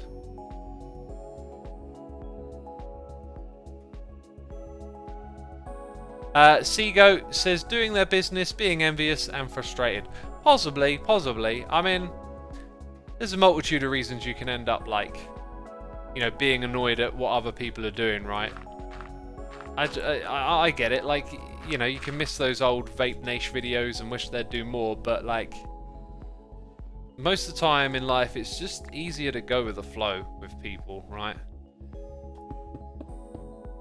People are going to do what they're going to do, and you can go with the flow or get on your high horse about how someone else should do something different and, like, see what serves you better and see what serves them better. Easier just to go with the flow and you know, enjoy whatever it is they're going to do next. I also tried Papa John's, and oh, Papa John's here in the UK is not good pizza. I don't know if it's like anywhere near the quality in America, but not good over here, not good. In fact, I'm craving a pizza. You know, this month for me has been a like a bit of a detox, right? I've had no takeaway curry. The only takeaways I've had have been like healthy ones, like homely pie and chips kind of thing. And then I had Wagamama, which is pretty darn healthy stuff. No pizza. I had no coffee this month. Like, just making a sacrifice to get my weight down a little bit before Christmas, because I know it's going to come up a bit.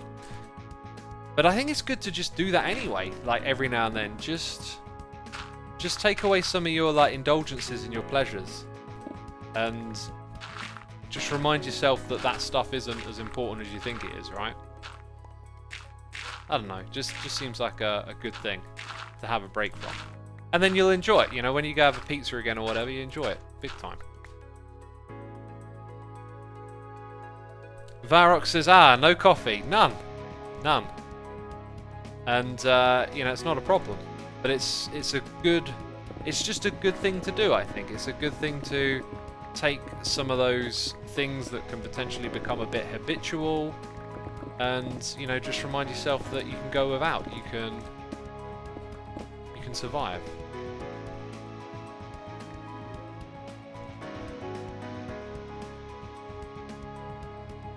Weed, bruh! I have heard of Igor by Tyler the Creator. You can read about my thoughts on that record on my music blog. Okay, I think what I'm going to do... Oh, I kind of wish the whole thing was like one block lower. I could actually rip this out and then go and change what's above it and have it one block higher. I think that might look nicer for what I want to do. I don't really want to mess with the floor height here. Let's go and get rid of... Oh, look at this. Instant mine. Love it. So here's what we're going to do. I could even get lazy and just leave the leaf blocks above. What's below it is a green colour anyway, so... We're going to do it like this. We're going to do some of this and some of that.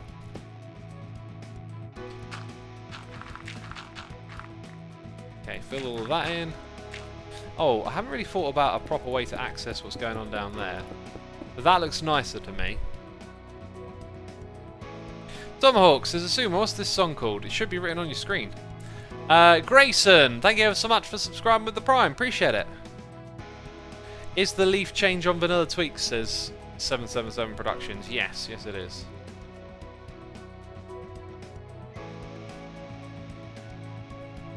I'm going to drink some more water, keep my voice going.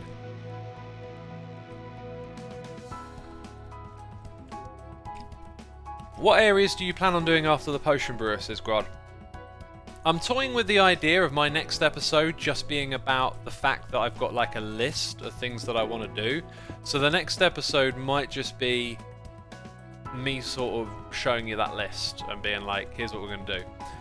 Now, what I'd actually pictured doing here was extending this stripe upwards. That means we've got to make a gradient that sort of doesn't mess with the outside, and that actually brings all of a sudden a lot of kind of shape questioning in around here. I thought it was going to be simple, but now I'm looking at it and going, actually, a whole bunch of stuff to figure out here. We got a donation here, Noise in the Ear from Quick R21 saying, hey X, I wanted to say you are my favourite YouTuber. I also got a question. Do you support any football team? Love your work. Thank you so much, dude. Appreciate it. I am a neutral when it comes to football. I just enjoy watching, you know, matches. This team versus that team. They're going to kick the ball. The Premier League's been kind of exciting this year.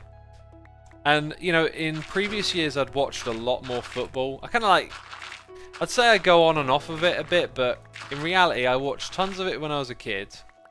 Then kind of like grew out of it and then grew back into it for a while, but then it gets a bit samey. But I like watching a match, you know, once or twice a week, and you know, I like it when the competition is more open, and for a long time it's been very like dominated by a couple of teams, and the season so far at the moment it's starting to look like the teams you'd expect to pull ahead are doing that, but like I like it when the competition is open and you don't know who's gonna be at the top of the table after the next set of games. But yeah, it's been kind of interesting. I always watch the highlights, you know, see all the goals. And we got a donation here, Noise in the Ear from Sora Vibes, saying, not sure if there is a Dutch Bros outside of America, but I'm slipping on their Rebel, which is an energy drink mixed with fruit juice. Thank you so much, appreciate the donation. As you may or may not know, I am not a fan of energy drinks. I don't really know what that one is, and mixed with fruit juice, don't know if it's a good or bad idea, but I do not endorse energy drinks at all. They are made from byproducts of other things like caffeine or whatnot that they have to take out of other products. So you've got all these, you know, leftover products like caffeine and whatnot from other things that they take out of it, and then they just throw it together and call it an energy drink. And they're not healthy at all, really. You're kind of giving yourself a big old dose of stuff that ain't that great. And so I swear off the things. Just you know, I just stick to drinking water and tea. OX, you're calling it rubbish? It says RBSS. I'm trying to say a bit more than just calling it rubbish. I'm trying to say, like, if you understand what these things are and what's been put into them. I mean, like, how many athletes do you see drinking them? You don't really. If you see like top athletes using energy drinks, we're talking about like Lucozade and glucose. Because when you're performing in, you know, sporting activities, glucose is a very readily available form of energy that you can quickly convert into, you know, energy that you're going to use, right? Whereas the energy drinks, they're pretty naff. And I'll tell you what's really frustrating is seeing like so many like soccer stars and athletes like sign up to do Coca-Cola ads and energy drink ads, and you know, I mean, I'm not saying this because I know what's what, but someone like Cristiano Ronaldo, for example, I don't know if he's, you know, done Coke ads, but I bet the guy like hardly ever drinks fizzy drinks. You know, I can barely picture athletes of that level choosing to drink and eat stuff like that. It just, I don't know. Obviously, you can have one every now and then as a treat, and if you like them as a treat, yeah, you'll be alright, but like not on a regular basis for sure. It's madness. Oh, looks like... Yeah, looks like I've gone over a little bit here.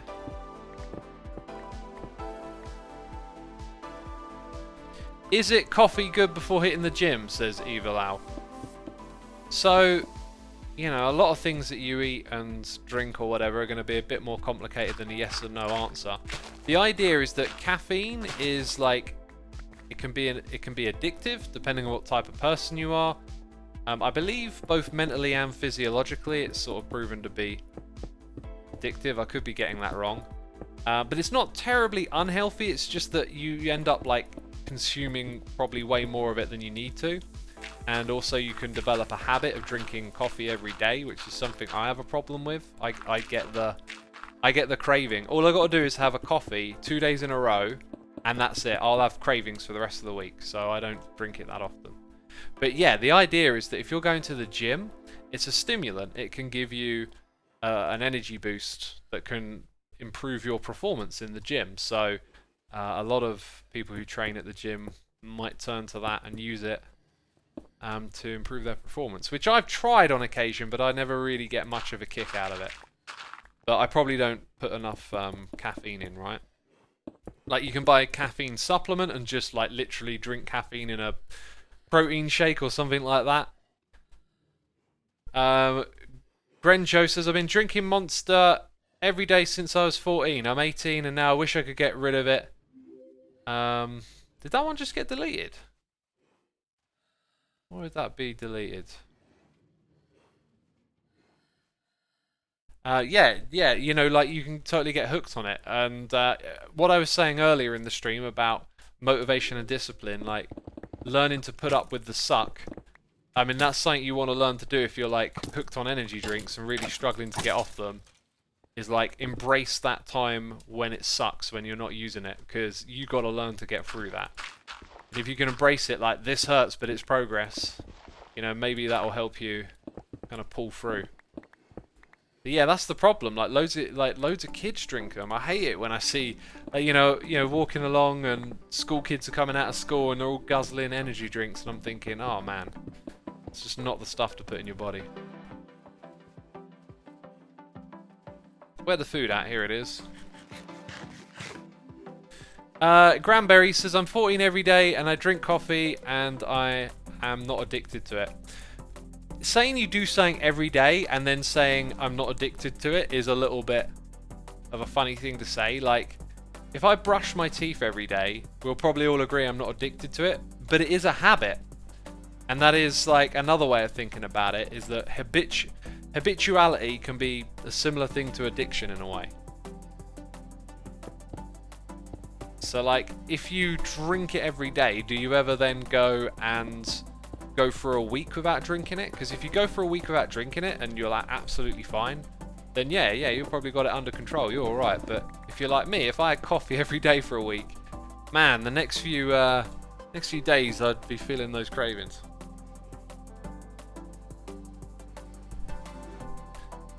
Okay, so I was going to have this thing, like I said a couple of times, sort of go up the wall and then go to a higher spot around the back, but I'm not sure that's going to look very good. We're also probably going to put carpets on the inside to stop stuff spawning there, which would actually make lighting it not be so much of a problem if we're going to do what I just described. If we can also go above this, that would be kind of good. Let's see if we can do that then. So the cyan will be in line with where I am now. And then if I have it go above here, and it's in line with that, so I could have it touch at the top here. Not sure if I want a gap or not. Like, not sure how I'm going to present this either. Like, I could cover it up or I could leave it sort of there. I think if I use the glass more around here, we could probably effectively blend it in a little better. So I think therefore I'm going to knock that out. Bring it across at this height. Might even move the whole thing just to make it look good, you know.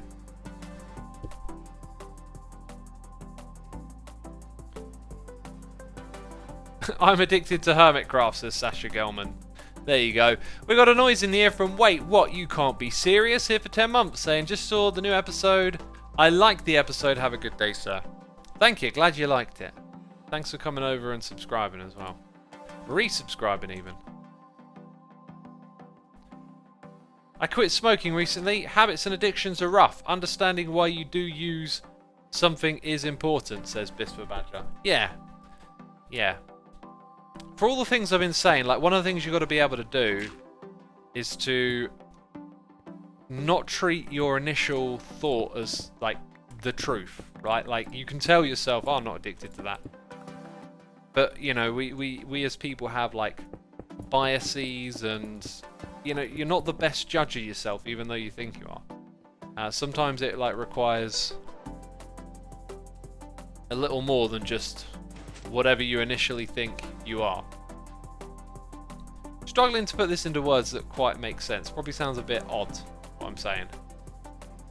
You know, you have, like, confirmation bias. You have all these shortcomings as a human. Your perspectives are, your senses are, in some ways, illusions, right?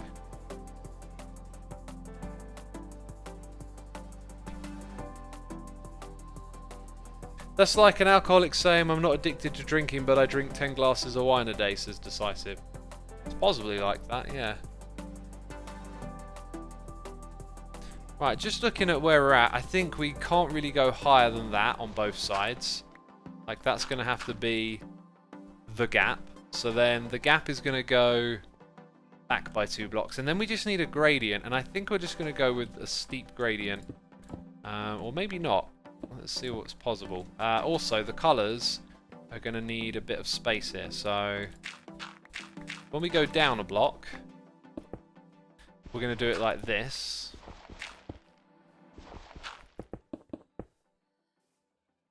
No, not like that.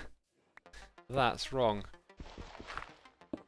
So it takes up like a fair bit of space to go down a block, I guess is what I'm getting at.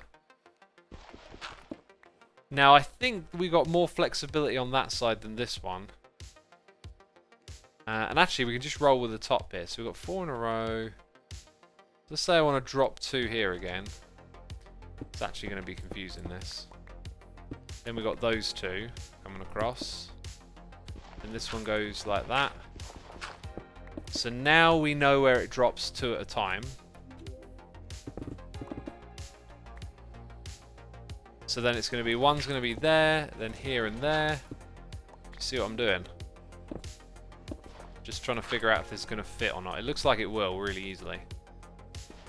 Here, there. I don't even think we even need to guess anymore. We could, if we wanted to, get a little bit more adventurous and maybe space it out by 3.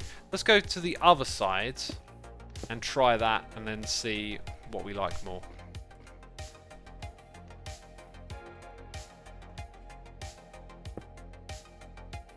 So we'll go 1, 2 this time.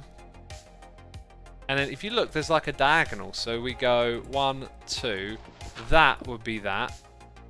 Now if I want to go out by 3... this is where things are going to get interesting. 1, 2, 3. No, that's just 2. Because we're going to run out of space here pretty quick, I think. Next one's there. Right, 2 between, down by 1. 2 between, down by 1. 2 between, down by 1. 2 between, down by 1. Right, and I've filled some of this in already, so we can keep it going.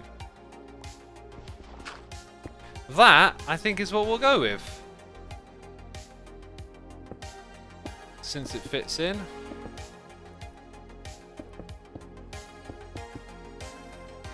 Yeah, that's going to work. We'll do it like that. Nice.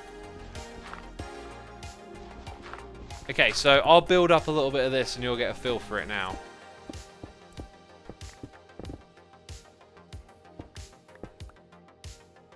Here we go. That's in the wrong spot.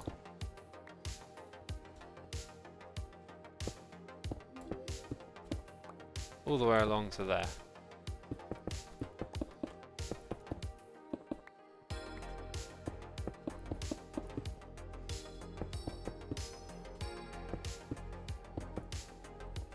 Oh, we'll run out of that stuff. I'll have to get some more. Right, if we noodle over to this side, Not actually sure that really looks like it does much. Also, is it me or is something wrong here? Yeah, look, I've already made a mistake.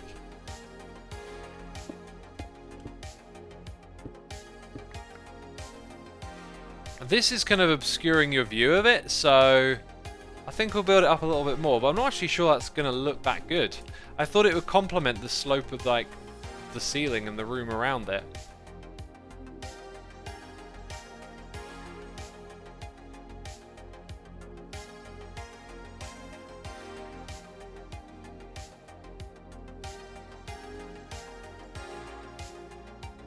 Maybe make the lines thicker. I feel like they look good like that. Now, if we just kept it flat the whole way around, it would look good. I just think because this obscures the view of it going up, it doesn't really add much to the room. So maybe what we could do, again, this over here isn't positioned very well. I was thinking maybe it could go in, up, over, but yeah, maybe we just move all of that and centralize it. Oh, we'll see. I think on this side we're going to go ahead and just bring all the terracotta down. Bring it down, down, down. Wow, so much of this other material, and I'm probably not going to use hardly any of it. There it is, that's what we're looking for. We got Mr. Fahrenheit HS here with the Prime. Thank you so much, dude. Appreciate your subscription. I hope you enjoy what we're doing here. Add more colours to complement the turtle. Now, I think you know, maybe I could, but like, I'd have to figure out a whole colour scale, make a bunch more materials. I think it looks very nice just as is.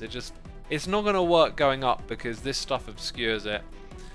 The more I look at it, the more I don't like it. So over on this side, we'll go ahead and just do one whole side of the room with it at this level, and I'm going to guess it probably look a fair bit nicer.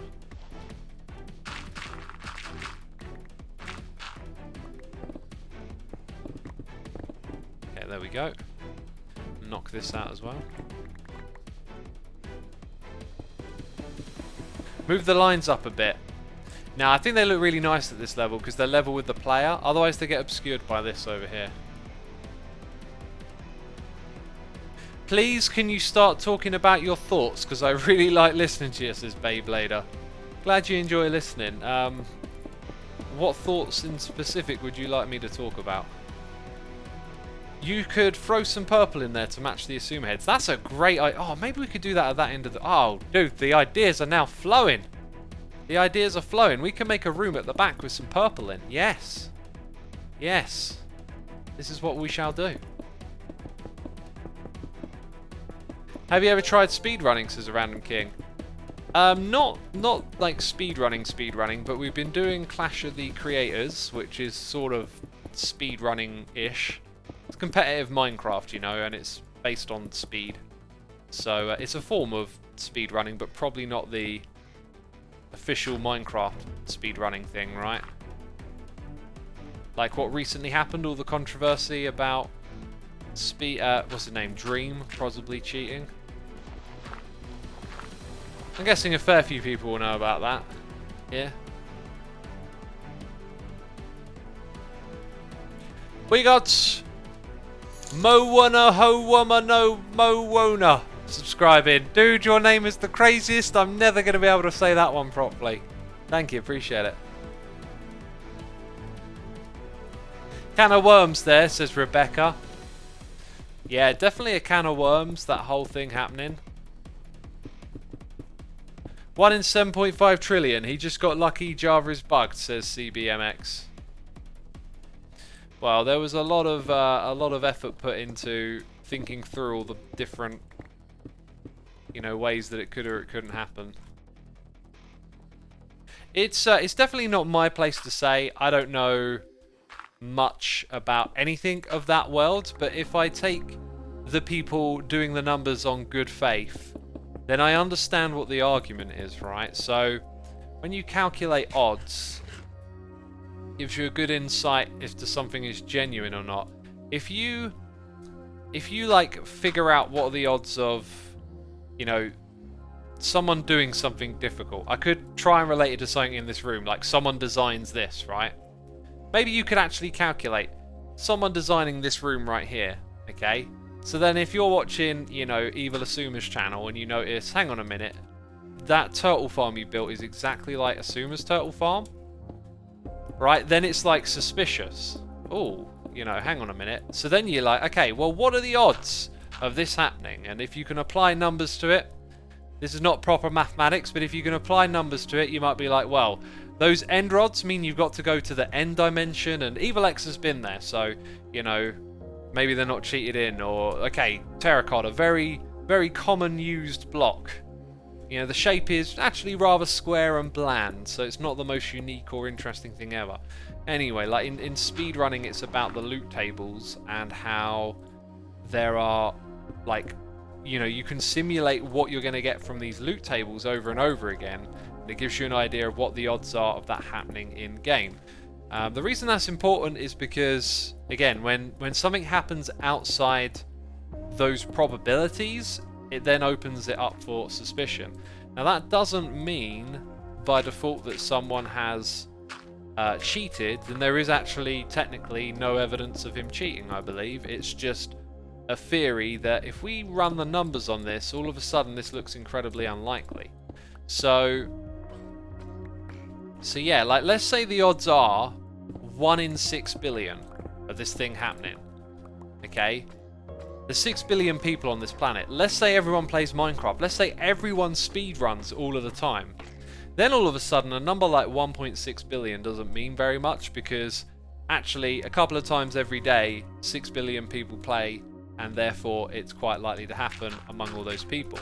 Because, you know, like when you do the thing that's within the odds, you stand out.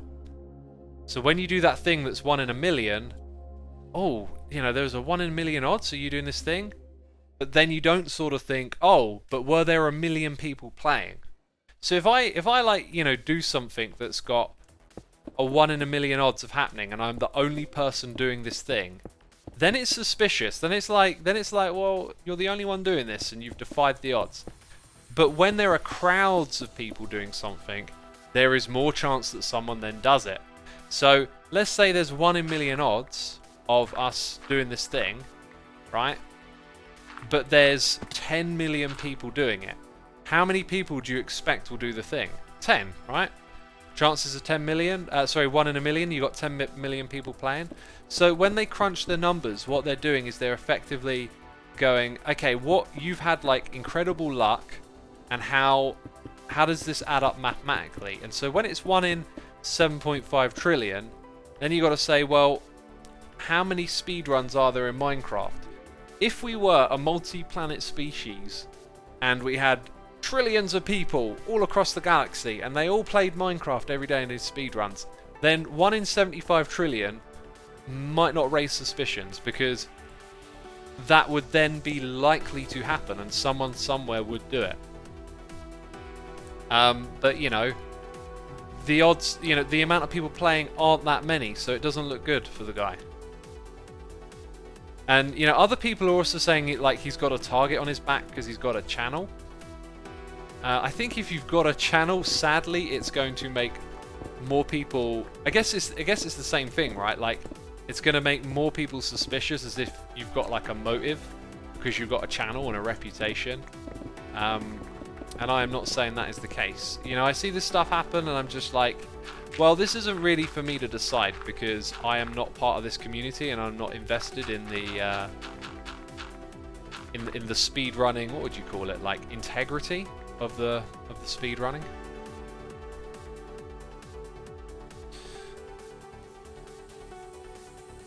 CBMX's dream is more likely to cheat, believe it or not. He has an incentive to get good RNG. The better you are, the easier it is to cheat, since you know what you're doing. I thought you said something different when I first read that. You know, I'm not gonna say anything to that extent. It just you know, it generally doesn't look good. The way things have gone. I just think it's important to understand the argument about the numbers and why that raises these suspicions.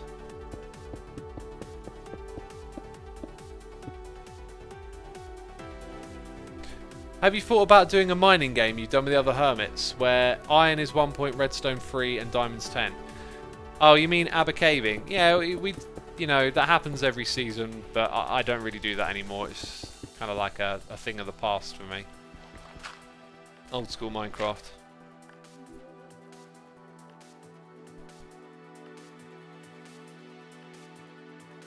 There has been precedent for this in the past. Counter-Strike pros who are very good at the game have cheated a lot. Billy Mitchell, one of the most famous high-scorer arcade games, got caught cheating. Yeah, interesting point. I mean, it would be a shame to paint all high-score achievers as cheaters based on some people who have cheated. I'd be more interested in knowing if, like, it's a case of you're good, but then somewhere down the line you start cheating because you want to, like, preserve your reputation, if you like, or your skill level or whatever, right? And maybe there's like this pressure of having to sustain, and so you turn to something like that.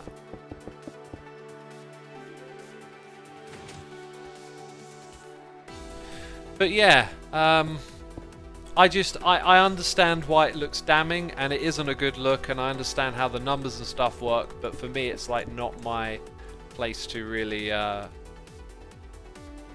you know, have a strong opinion, I guess, because it's not something I particularly care about that much, and like, if I did care about it, I would know more about all the different elements, right, rather than just taking someone else's word for it.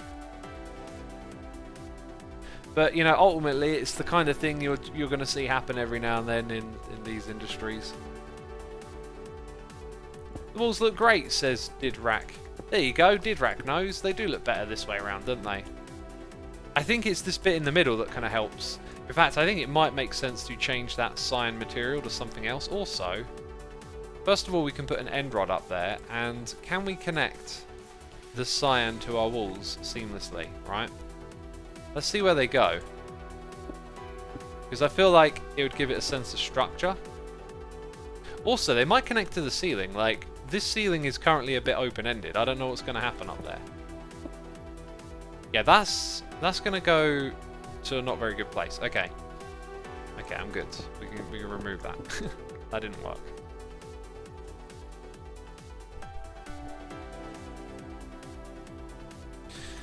Masamaru says, Dream doesn't cheat, he is nuts at the game. He posts full streams of his content. Look at his record on MCC. Koch crew would out him if he was a cheater. I think you might have missed the point of what I was saying. You also got to remember, someone who uploads videos creates entertainment as well. Like, you generally show the best of yourself. My episodes don't consist of the time that I forgot that thing and had to walk back to get it, and then forgot what I went there for, and then got distracted, and, you know, like, you see a select cut of what I'm up to. So, you know, and if you want to defend someone, be careful about defending them with emotion as well. Like, these people that we watch, we have parasocial relationships with, and then we have like an invested interest in sort of protecting their image. But I think it's important to realize that people are fallible and make mistakes, and occasionally some people do stuff like this. Right, I just need some material like stone or something. I don't have anything like stone lying around.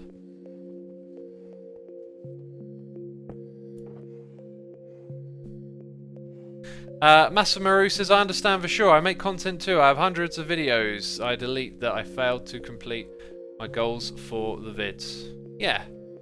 Yeah, so you're seeing like a curated cut of what someone's up to. But, you know, even if someone is insane at a game, the argument is around RNG, which is random number generation, which is beyond the control of the player. So saying that someone is really good at the game doesn't actually interact with that argument, because it's nothing to do with being good at the game, essentially.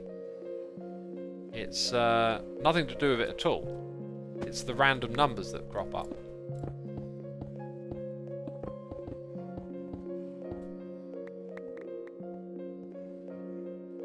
X, any advice with dealing with habitual avoidance? You said earlier that learning to embrace the suck, but I don't know how to start that process, you know? Grayson, do something right now that you think is going to be sucky. Maybe it's cleaning your room. Maybe it's going for a jog, or you know, just think of something that's not particularly pleasant and do it, just for being able to endure it, right? Like, if you can build up some resilience to do things that are discomforting, that can apply to a lot of things in life that can really help you. But, you know, if you're gonna always be in that place of like finding that reason why you can't or having an excuse, then you'll potentially just stay there. You have to start somewhere, and you know, you could literally do it today. Just do something, you know, maybe you don't like doing press-ups, just do a bunch of press-ups and get out of breath. You know, and then after it's like, well, was that bad? No.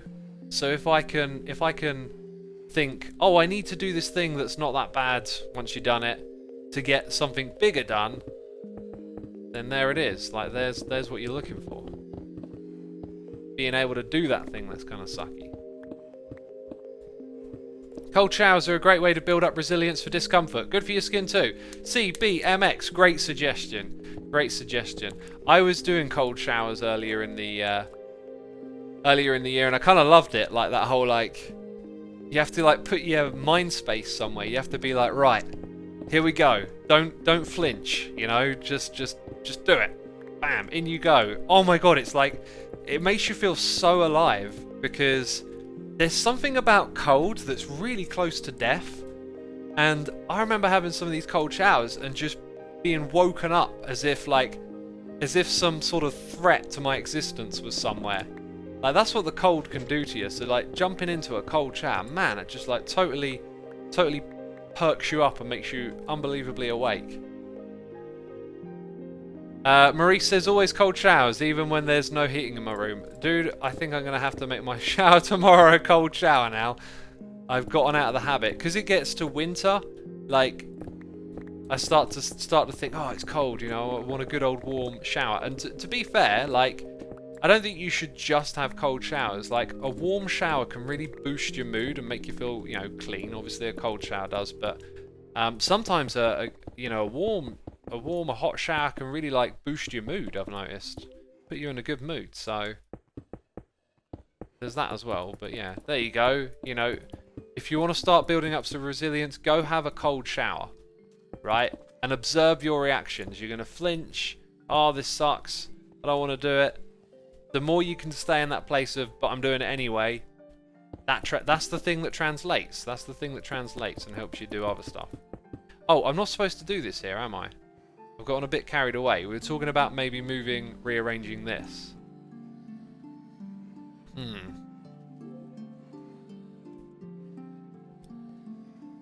Yeah. Well, the room looks great.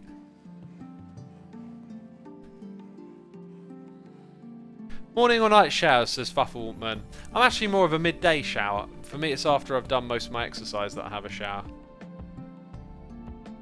I like it like that because when you wake up in the morning, you do feel a little bit, you know, grotty and like you have a shower. But if you have a shower straight away, then you're gonna exercise at some point and then probably want another shower. So middle of the day after you've done your exercise.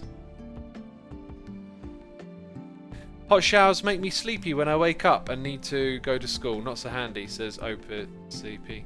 That's because your body tries to regulate the heat in your body when you go to sleep. And so if you've had a hot shower and your body's like dumping all of the heat out of your body, helps your brain temperature come down, something like that. Jeez, I'm just butchering something I heard in a podcast. Oh, brainy Xisuma, listening to podcasts too much. Jeez. So over here, I feel like we kind of need a big redesign to figure out the last bit of the room. We want to put purple in here.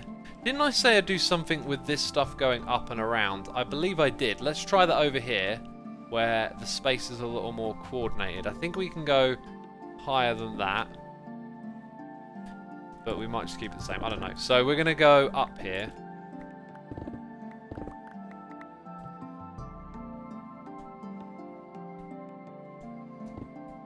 Anyone here get migraines? Because a good shower really helps, says Jellyman. Not heard that tip before. That's a good one.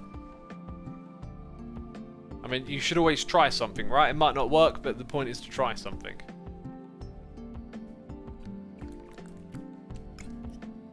Are you using an auto clicker to make this automatic? Oh, I'm not. I'm using F3 and T on this farm.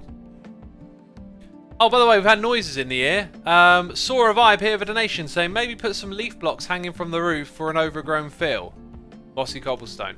Not a bad suggestion. I feel like the room is a little clean, but maybe it could work. I'm also a fair ways off doing the roof because I don't know what the tower above is like, but considering the white blocks are going to stay...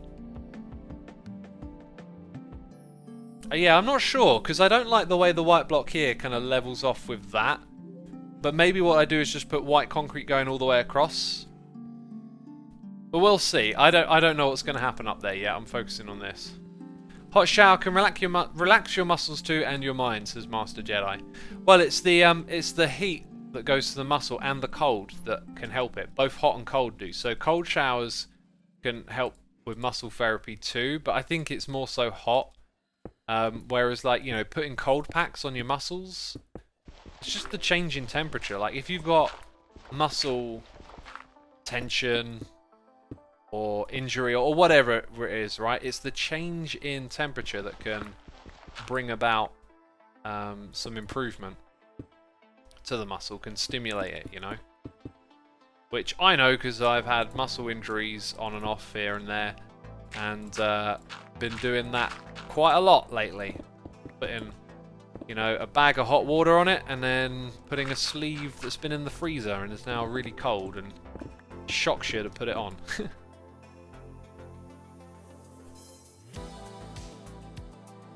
Heat cold alternation can do wonders for muscles. 2 minute hot, 30 seconds cold, says Biss for Badger.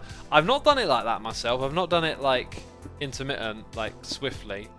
It's just like a rule of mine to use both. In fact, I should really be using it right now. I've been trying to get in the habit of putting some deep heat on before I stream, so my arm muscles can just absorb that in and then later on put on the cold sleeves. But yeah, I've not really experimented with you know, switching back that quickly.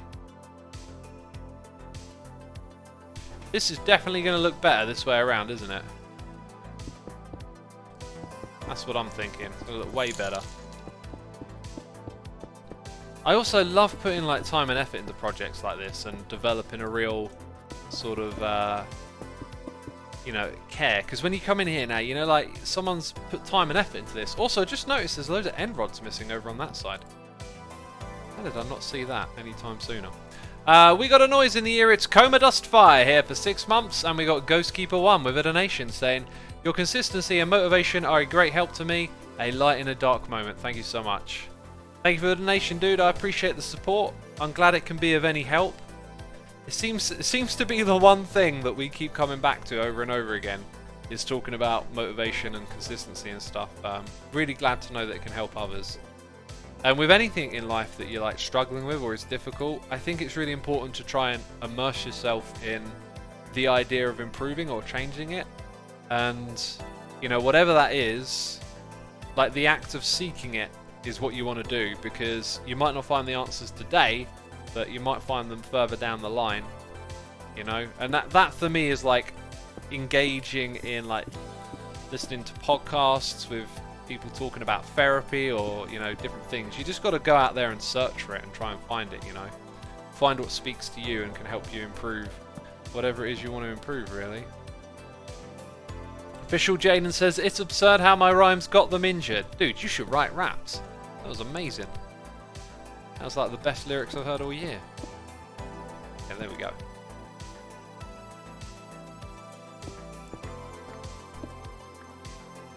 It's also a real pleasure to flush yourself with cold water after a hot shower. Yeah, I like doing that actually. Or not so much the other way around now that I think about it, but yeah. I like doing that too. Just gotten out of the habit, like always trying to develop and shape habits into good habits, right? And then I don't know, like there's a thing about like being stuck in your ways, right? Like I've got some habits that are just seem to be forever, and others that I seem to drop and then pick up again, and you're just gonna go through the motions with them. One really weird habit that I've developed over lockdown is when I'm on my phone, I walk. Now that's all right when you're in your house locked down but on your own, but then when I'm somewhere else and I pick up my phone and all of a sudden I start going to walk, I'm like, there's nowhere to walk to, you know? That's just my own little like keep moving little thing right there, you know? Rather than be static, just sitting around looking at a phone, just get up and move while you're reading your phone.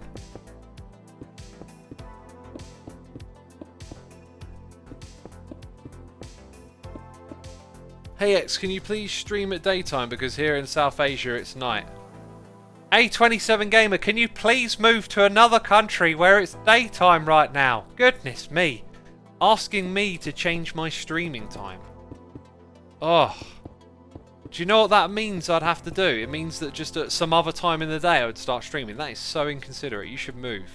You should move to somewhere where it's sunny right now. Jeez, sunny? Daytime. I'm joking if you can't tell. How did you get your builds to look so cool? As in colour, palette and shape. Because I'd really like some tips. Dude, it's all practice. It's all trying. It's all... I built these things that look really bad. So now I know not to do that again. Right? It's a lot of trial and error. And then you do some of that, you start to pick up some things. You start to learn what you like, how you're going to go about doing certain things here and there. But, you know, it's not something where I can be like, oh, you know, just... oh, yeah, we're doing a thing here. It's not one of those things where I'm going to be like, oh, just, you know, press that button and this one, and then it will all work. It's a skill set. It's something you've got to develop for yourself. I think I want to move that over by one. I just had this feeling like I want to see one of these come up, and then I look over here and I'm like, oh, it's not the same. Ah! Get rid of that. Bam.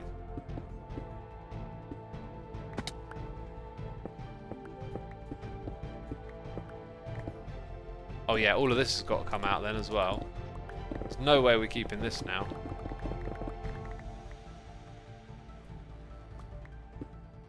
Okay, so check it. We're going to go... check yourself before you wreck yourself. Come on now. Check yourself already. Chiggity check yourself. Okay, and then we need the darker one.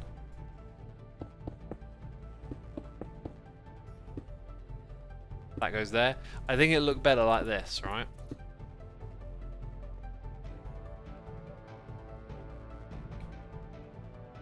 How expensive was the i9 processor in your PC, says Nicholas Rex. I can't remember the exact amount, but it definitely did cost money. And I've not done that before. And to be honest, I feel like I already knew that it wouldn't really be worth it, but I just, for once I wanted to just like, you know, splash out a bit and have a like mega setup, right? And I'll say it's probably not worth it. Like, I kind of knew that I didn't really need that much of a fancy system, right? And that, I think that's pretty much held true. And if I'll do it again in the future, probably not. I think I learnt my lesson. Because, I mean, oh, what am I doing? I'm a Minecraft YouTuber. I'm probably not going to need an upgrade to play this game for the rest of it existing. So, you know, I'm set, maybe. But yeah, this computer's a beast, and it will last a long time thanks to that. And you know, possibly all it might need in the future is like a graphics card upgrade to kind of hold it over for a few more years. Oh, now I'm not sure. Now I'm gonna change it back. No, I think that actually looks ugly. Ugh, what have I done? What have I done? Ruined it. Oh, gonna have to blow up the whole build now. That's it. Can't do this anymore. It doesn't look good.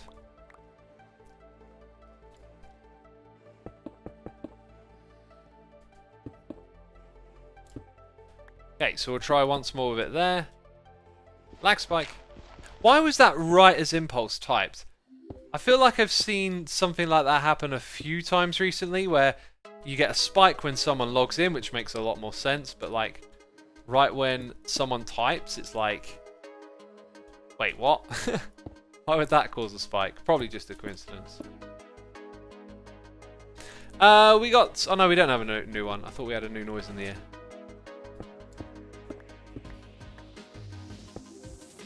Let's put that here. Then this has got to change a bit.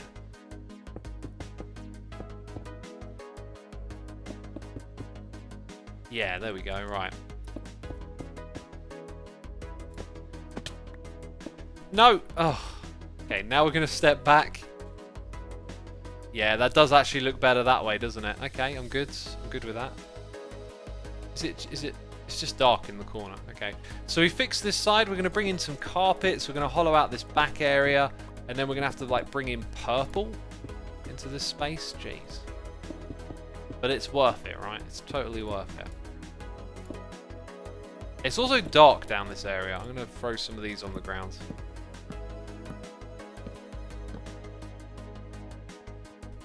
Are you going to open a potion shop after you're done, says Aranoni. No, no, no. The potions are free. They're free for anyone to come and take as many as they want. I want it to be a resource for Hermitcraft. I want it to make, you know, 2021 all about what can we do with potions. Right? I've already got a few ideas myself that I'm going to engineer, but not straight away, actually. As I said earlier in this stream, I'm going to sort of go through a phase of listing out all these like half-finished projects. Oh, I want to connect this to that. I need to go over there and do that. Right? I want to get to a point where it's like everything is kind of ready for the next thing. It's all done. Then I have to think about it again. And then that will probably involve finishing the potion factory as well, though. But yeah, going to try my very best not to start a new project.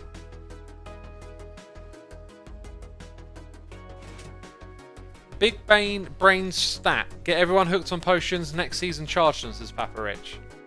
Could be a strategy, because one thing I was thinking about the brewer, and several projects I've done this season actually, like the furnace array, is that I've kind of like learned a fair bit, and oh, I could do this better if I were to do it again. So next season, I could take the brewer schematic and rather than make it a mega build, just put it in my base and have it as something I steadily develop. I would refine what we got, make it smaller, fix some problems with it, but essentially make a similar thing again. And then as the season goes on, whenever I build this farm or that farm, I can be like, right, we can add that to the brewer now. And then it will just sit there pumping out the potions, right? Okay, so I think we're going to move this to the middle somehow. I really don't know how I'm going to do it all. I probably won't do it at all today. But it's going to sit somewhere in this space, and then these walls are going to go back. So it's probably going to look more like that. Just trying to picture, where do we bring in the purple color?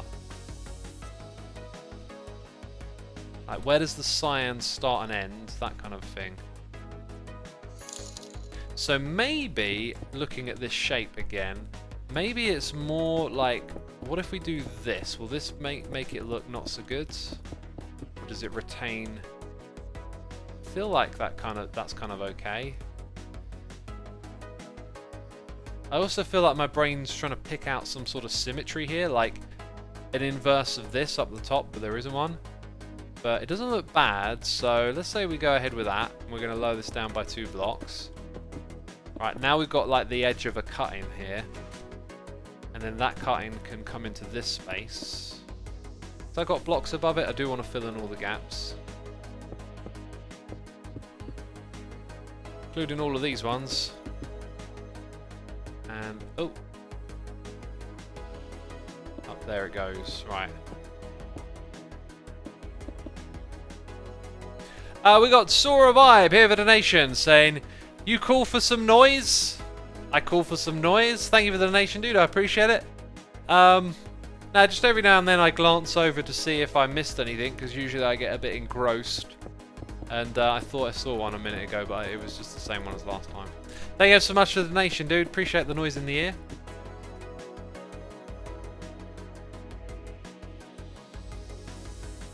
What is the best way to learn complex redstone quickly, says Mystical Slayer. Probably to not try and learn it quickly. It's complex, therefore you need a good understanding of redstone, right? So, you know, work on the basics. Right, I'm thinking almost like, if we've got this 3 block thing going on, let's continue. By the way, for people who've been asking for like building tips, just listen to what I'm saying as I'm building. Like, this is how you do it. You think things through and try stuff. We have just been thinking through and trying this entire time. So what I'm picking up on is that my brain was trying to look for a symmetry there. So maybe we give it one here, and that gives this a little more cohesion. And then we use this backspace to put in some colour. Now, it means this thing isn't terribly nested, and I would have to compact it a fair bit, but I think all of that's possible. The dispenser there could be 1, probably 2 blocks lower. I could even put... I can't put a slab there. I could have the player 1 block lower, but then that pushes everything higher, so that's not really compacting it. Or maybe we have it set up so the dropper is this block facing that way. That's probably the lowest you're going to get it, right? Then it might be hard to power. But I'm pretty sure we can really compact that and it will fit underneath this. So again, thinking things through, I could dip the ground a little bit if I needed to. This I think is going to set to go. So that gives us 4 blocks of colour at the back here. So let's go ahead and act as if this is what we're going to do. I'm going to put 4 blocks of purplish colour in this space now. Oh, it lines up with that, does it? Let's rip these out. We got a noise in the ear. For real this time.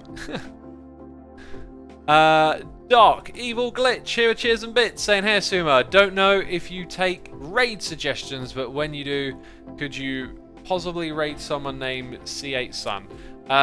Dark Evil Glitch, I'm sure your intentions are perfectly innocent and there's a good reason to raid this person. I don't, unfortunately, do that because, you know, it'll end up being gamified if I'm someone who does that, right? You throw me some cheers and bits, I do something in exchange, and I don't really want to gamify that.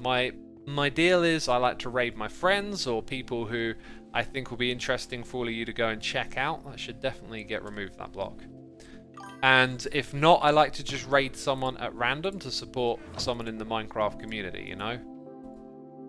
So I appreciate it. I'm sure they're great and worth raiding. It's just I don't want it to end up being gamified, you know? I want my raids to just be, you know, raiding a friend or someone at random. We got RH Golf 44 here for 6 months. Thank you so much, dude. Appreciate half a year of support right there. Appreciate it.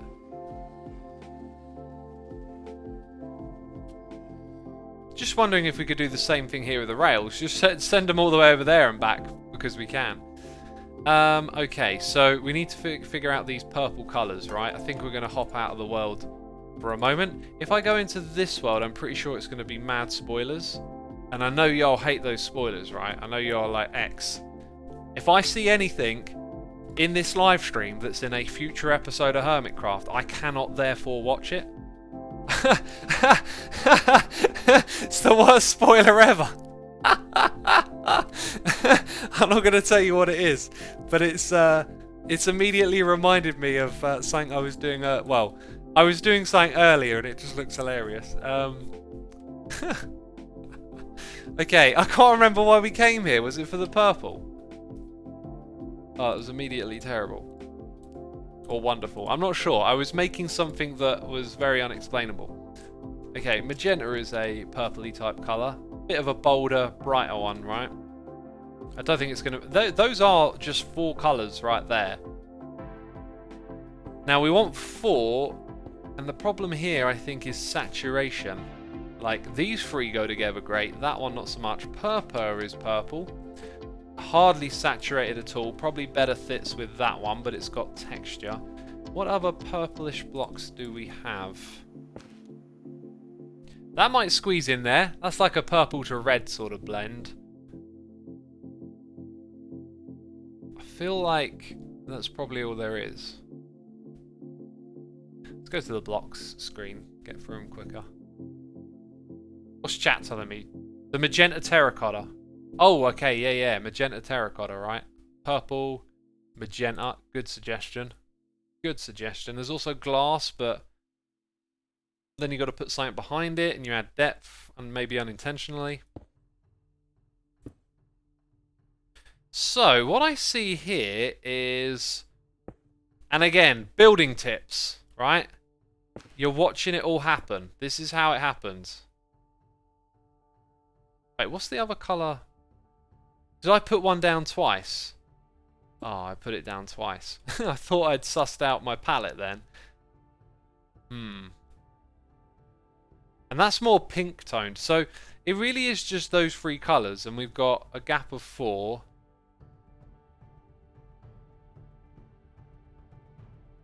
Not sure how I want to do that then. Or maybe we just do like a checkered pattern. Because that's got lots of texture right there. I could live with a checkered pattern, I think. I think I might go with that. Or possibly just the powder. I think the powder's probably the easiest of those textures to repeat. It is very saturated though. What other powders do we have? There's not really a softer purple. That being said, what about blue? Like blue terracotta. That's actually my purple. And I forgot to put that in the palette, didn't I? But it's a different saturation. That right there I think is my sort of purple. Wouldn't you say? I think I might just make it flat like that.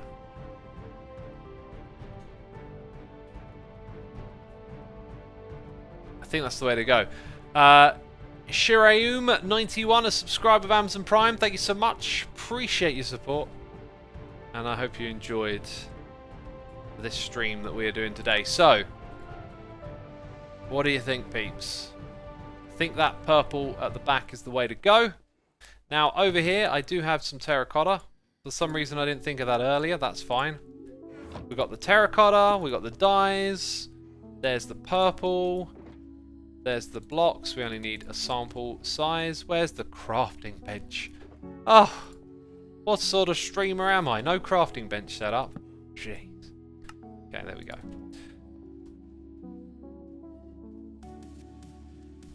That, my friends, that was totally a test. I was testing your attention.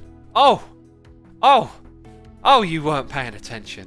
That's exactly what just happened. I was just trying to suss you out. Just seeing if you were awake, you know. No, it's not a derp. It's definitely not a derp. Also, for some reason I thought I used 8 dye. I used 4. Definitely not a derp. Blurple. That's the name of this colour right here, Blurple. I like that, actually. Blorange and Blurple. Blorange and Blue. What's that song? Remix song someone did. Orange and Blue. I don't even know when I said that, but I just remember that. Ugh, fell in a hole. Down in a hole. Awesome! Look at that. It's very plain, but I think it works. I don't know. Maybe I'll spice it up a little bit with some banners or something. Anyways, today, peeps, I thought I'd do an extra long stream since there are lots of you here enjoying it, and it's, you know, Christmas season and all of that. So I hope you've been entertained. I want to say a massive thank you to everyone who subscribed, resubscribed, donated and cheered. I appreciate all your support. And let's see, who are we going to raid? We've got Hypnotized doing some speed runs. So let's go check out what Hypno's up to, right? Actually, I can't. I've got to shoot off and eat. It's getting late. Need to eat. Okay, here we go. Raiding Hypno. Peeps, that is it from me. Thank you so much. Have a great Christmas. Have a great holiday, whatever you're up to. I hope it's safe. I hope you get to see some family and have a good time and some good food. Take care of yourselves, and I will probably see you before the new year, but if not, in the new year. Bye-bye.